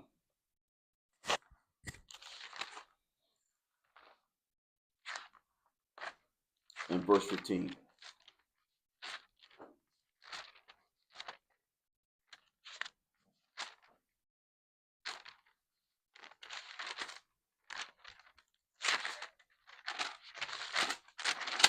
Titus 1 and verse 15. Titus 1:15. What is that? Until the pure all things are pure. Come on. But unto them that are defiled and unbelieving is nothing pure. But even their mind and conscience is defiled. Now I'm not saying that about you, young brother, but I'm saying like this. As so, if a person is truly in the position of truly want to know what is right and what is wrong, because they just want to be right with the Lord. There's nothing wrong with that. At some point, you're gonna have to be you have to lead this book, Right. and deal with the simplicity of Christ. Right. And God has put people in the position to sort of lead you to what's right. If you're missing the situation, and God has done this with me on plenty of things, go to James chapter 1. Go to James chapter 1. In verse 5, what does it say? If any of you lack wisdom, let him ask of God, that giveth to all men liberally, and upbraideth not. Come on. And it shall be given him. It might be given him. It shall be given him. So the Lord tell you, if you have not because you ask not. So why do you want? So people more times than another, why do people want information? Do you want it so that you can truly edify be edified and edify God's sheep? Right. Lord told Peter, hey, which is a shepherd, he said, hey, listen, you love me? He said, yeah, feed my sheep. Right. If you love me 3 times, you love me, feed my lambs. So we're not supposed to be doing this for vain glory, right, or to be puffed up. We're here to get edification so that we can show it to somebody else in spirit and in truth. Mm-hmm. And most people want education so that they can say that they somebody or be puffed up or whatever. Nah, because remember, knowledge puffs up. Right. I mean, and if you're truly seeking knowledge about when the Passover is or when anything is, whatever, however it goes, first of all, you're doing what's right, asking, we have a question to answer, give it to you. You got to ask the Lord first, and then He will lead. He's able to lead you and guide you into all truth. You know what I'm saying? Mm-hmm. We're doing things that there's plenty of camps that have done Passover when we ain't doing it, but they have a mind to do Passover. I gotta give them that. You know what I'm saying? Right. I gotta at least give them that, or at least they think they talk about the Passover. You know what I'm saying? Right. Now, like I said, they may have came up with a doctrine of why they do it, however they do it. That's on them. But I know why we do it. You know what I'm saying? Why we doing? Why we doing what it is? And it seemeth right to me. Every man must be persuaded in his own mind. That's number one. Yes, you know what I'm saying? So it's like, hey, I'm persuaded that this is the right way to go. Right. Well, I know when the Lord comes, He gonna set everything in order. Right. Ain't nobody gonna be taking a Passover there, doing Feast of Tabernacles here. It's gonna be one way. But you better have that right mind to serve God the right way. That's what it all comes down to. Right. So now look what it says. Here it says, what I say in verse 1. He said verse 5. Yeah, we just read 1 and 5. James 1 Okay, and 5. okay. But verse 6 say what? But let him ask in faith, nothing wavering. For he that wavereth is like a wave of the sea driven with the wind and tossed. Keep on. For let not that man think he shall receive anything of the Lord. A double-minded man is unstable in all his ways. Yeah. So don't worry about it, man. So like I said, to the pure, all things are pure. Now let me show you about the wisdom of God, my brother. Go to Proverbs chapter 8 real fast. Let me show you something about this wisdom. It's gonna be real easy to grasp on. It's gonna be real easy. You know what I'm saying? Because God ain't in the business. I know man be in the business of deception, but God ain't. You know what I'm saying? And this word, when you settled it in your mind that this word is true, the Lord say, "My sheep hear my voice." Yes, sir. It's going to be real easy to get this. Now, let me show you about this wisdom, man. Psalms chapter 8, and let's pick it up real quick. You said Psalm or Proverbs? Proverbs 8. I'm sorry, thank you, brother. All right. Proverbs 8, and watch this, my brother.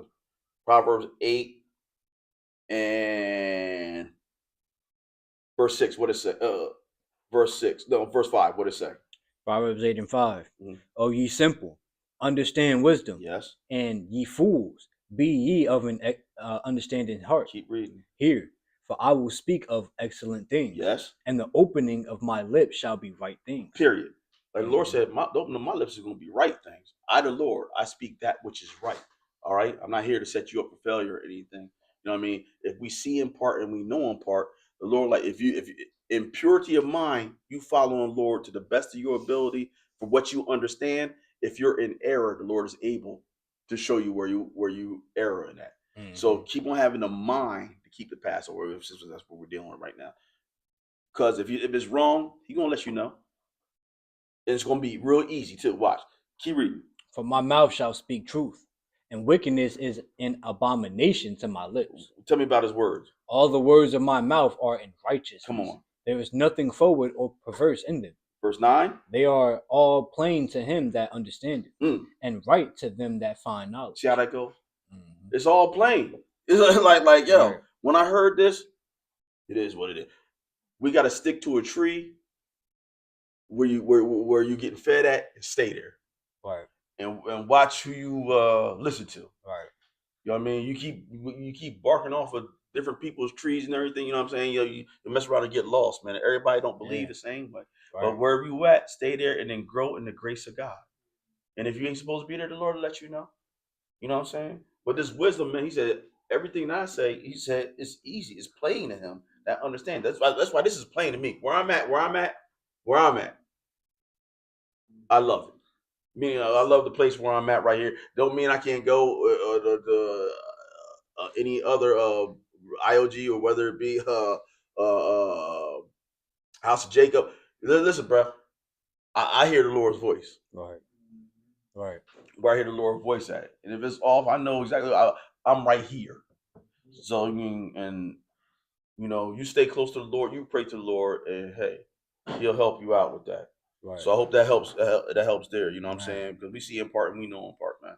That's powerful, bro. All right. So let's see some more. All praises to the Most High Israel. Let me see.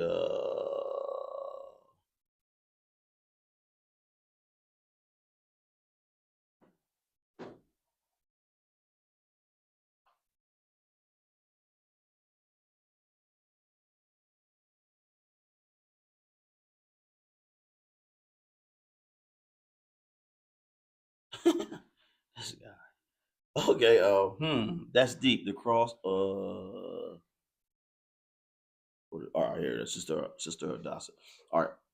That's deep. The cross is associated with the Roman Christian God. Never saw it like that. Well, absolutely. All right. Just like the Star of David, which ain't no star, is the star of Remphram Mm-hmm. and Chemosh. Mm-hmm. The star of your God, like they said, that you created in the wilderness. Mm-hmm. That's why you went to the Israel. That's why you went to amongst the Gentiles. Mm. Yeah, that cross is really the cross of Tammuz. Tammuz. There you go. That's why it looked like a T. There you go. I mean, this is all. It's all been here. You just have to do your research on that. Absolutely. In Mhm. fact, and if you want to go even further, you can go to Ezekiel chapter 8, and they in the land. So Mhm. when you do your own studies, they're gonna see that they was already doing false worship and crying for Tammuz and worshiping the sun. They turning their back to God. They right in the temple. You see what I'm Mhm. saying? It's And when wild. you go to chapter 9, it lets you know how the Lord felt about that. He had them all slaughtered, starting at the temple to the aged and wise men. You know what I mean? So and there too also you can see where the Lord has marked people. So you either want the seal of God or the mark of the beast. So they were getting sealed right there in Ezekiel chapter 9. It was six angels there that had swords drawn that's on the right hand side. Another angel came and he had the inkhorn in the hand. And the Lord told you in Ezekiel 9, hey, to that angel, go through the city and mark all those. No, he said, seal all those who sigh, who cry, and who feel some type of way basically about the abomination that's going on in the city, but they can't do nothing about it. So the Lord knows how we feel in this day and time, Right. in this wicked world where we can't do nothing about the homosexuality, we can't do nothing about the rampant murdering and idolatry that's going on right here, and it irks us. It irks me coming down to my neighborhood, and I'm seeing a whole bunch of all these Christmas decorations and going to the store. I'm going to get iced. I hear all these jingles going on. I'm like, man, get it away from me, man. I'm really starting to hate it, man. And Yeah. people, and look, Yeah. and people like, man, what's wrong with your spirit? Ain't you in the Christmas spirit, man? Listen. Yeah, it is not the most wonderful time of the year. It's the worst time of the year to me because I understand through all this. You know what I'm saying? Cold. Wild money, man. Yeah, see, like you, when you really Right. understand about it, man, it's because of all this stuff, man. We don't have no identity, man. We over here getting in prison and slaved up, and no justice for us because we wanted to do these pagan things. So at any rate, I hate it. So you know who had it right this whole time? The Grinch, yo. He really had it right the whole time. The Grinch had it right, yo. He's trying to Scrooge, crash it wow, off. fuck. He's trying to crash it off, bro. It's like, Yeah. man, you was doing right, bro. Right. You was doing right. Now you got turned out. It's You wear rainbow colors now, bro. unbelievable. It's sad too, but it's right in your face. Ain't it right in your face though? Yeah. Right. So even justing with it, it's right in your face where it's like, okay, bah humbug, old Scrooge, Grinch, but that's real. So they tell you too, man. It's like they tell you the truth, but then it's like, turn to the dark side, please. All right. So anyway, let me see. Look. So if you sincere about this, the Lord is going to give it to you. So look what he says. Go to James chapter 4 and pick it up at verse 1. What does it say? Wait, no. Pick it up at verse 3. I mean, chapter 3, verse 17. What does it say? But the wisdom that is from above is first pure, Come on. then peaceable, Yeah. gentle, Mhm. and easy to be entreated, Yes. full of mercy and good fruits, without partiality and without hypocrisy. Come on. And the fruit of righteousness is sown in peace of them that make peace. So understand, like, so when you praying for wisdom, it says, if any man lack wisdom, let him ask from the Lord, who gives to all men liberally and from above, right? And the wisdom from above is first pure. Remember, and if you to the pure, all things are pure. You know what I'm saying? So in the wisdom, he said, everything I speak is in righteousness. It's easy to all those that, and plain to all those that understand it. Right. You see what I'm saying? So when you get with somebody and be like, yo, like I got with my elders, they say, hey, we'll take the pass over here because we're understanding. They prove to me why we should do it on the days that we do it. Right. And I'm like, oh, I'm good with it. Right. You know what I'm saying? Until something comes up and make me the question or whatever, I ain't got no question. Because we doing everything in part anyway. And you know what I'm saying? And we doing everything in part. And we see through a glass darkly seen. But when that which is perfect come, hey, he gonna put together everything that's off. Mm-hmm. Verse 4, chapter 4, verse 1, what it say? From whence come wars and fighting among you? Mm-hmm. Come they not hence, even of your lust that war in your members? What's that? Ye lust and have not. Come on. Ye kill and desire to have, What? and cannot obtain. Mm-hmm. Ye fight in war, yet ye have not yet ye have not, because ye ask not. All right. Ye ask and receive not. Why? Because ye ask amiss, For what? that ye may consume it upon your lust. Oh, Lord, I want this wisdom. But why do you want the wisdom? Mm. Do you want it for debate and strife? Mm. Or do you want it so you can genuinely talk to people? Right. So you might be doing this for your own, for really to your own demise. And if you're not getting no wisdom from God, it's because maybe your heart ain't right. Go to First Timothy. Second Timothy.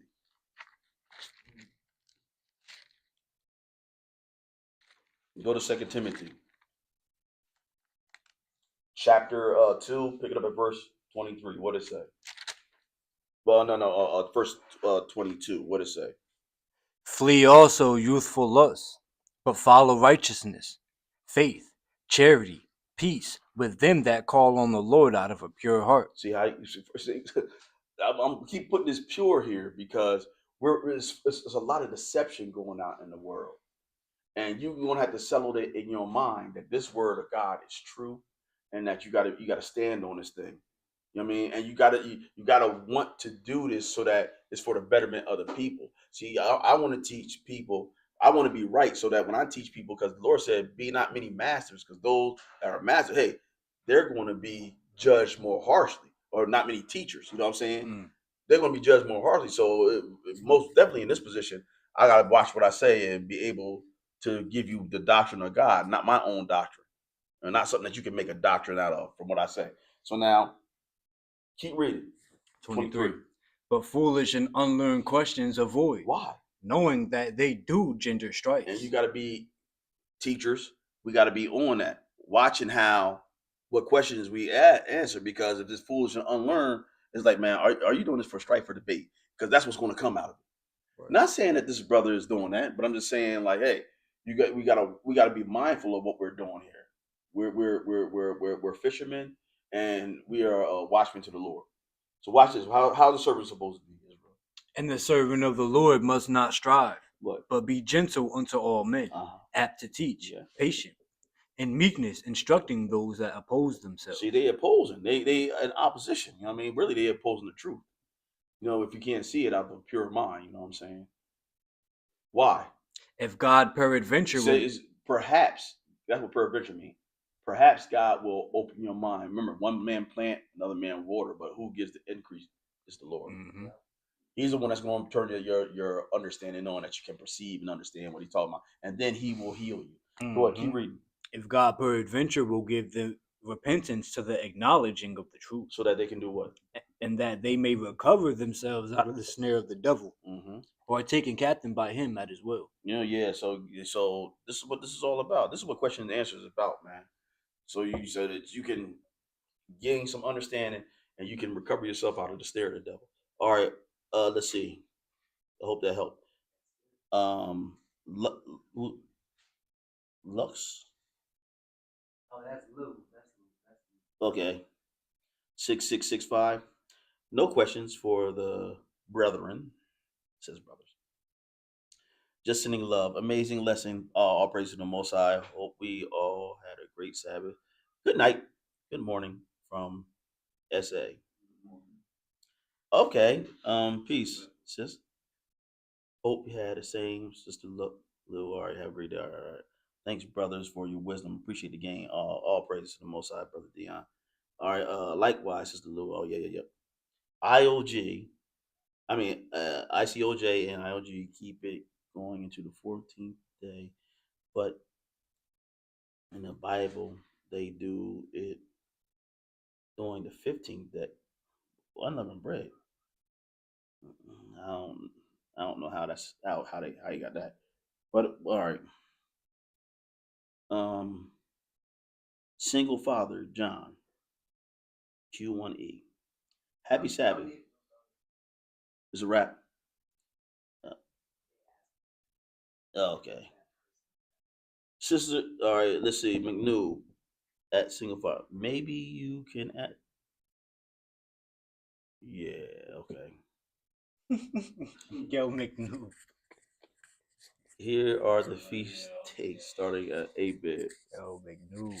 Word. All right, that's good. All right, good, Israel. Well, yeah, that's good stuff right there. Yeah, those pagan stuff grieves me. Absolutely. All right, well, look like that's it. Anything else, man? You can come check us out. Check out our ICOJ page.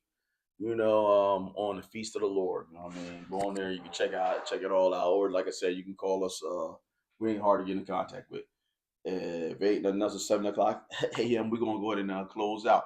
All right, go ahead, brother. Our Father which art in heaven, Our Father which art art in in heaven, heaven, hallowed be thy name. hallowed be thy name. Thy kingdom come, Thy kingdom come, thy will be done thy will be done in earth in earth as it is in heaven. as it is in heaven.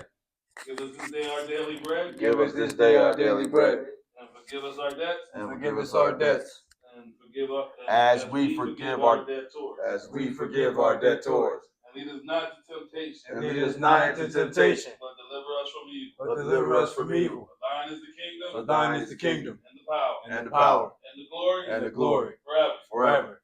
In Jesus' name we pray. In Jesus' name we pray. Amen. Amen. All right. Yes, sir. All right. All praises. Yes, sir. Good stuff. Check that off. Good stuff, Israel. That was some gems on top of And y'all know he will be sniping. All praise to the Most High, man. gems. That was some spiritual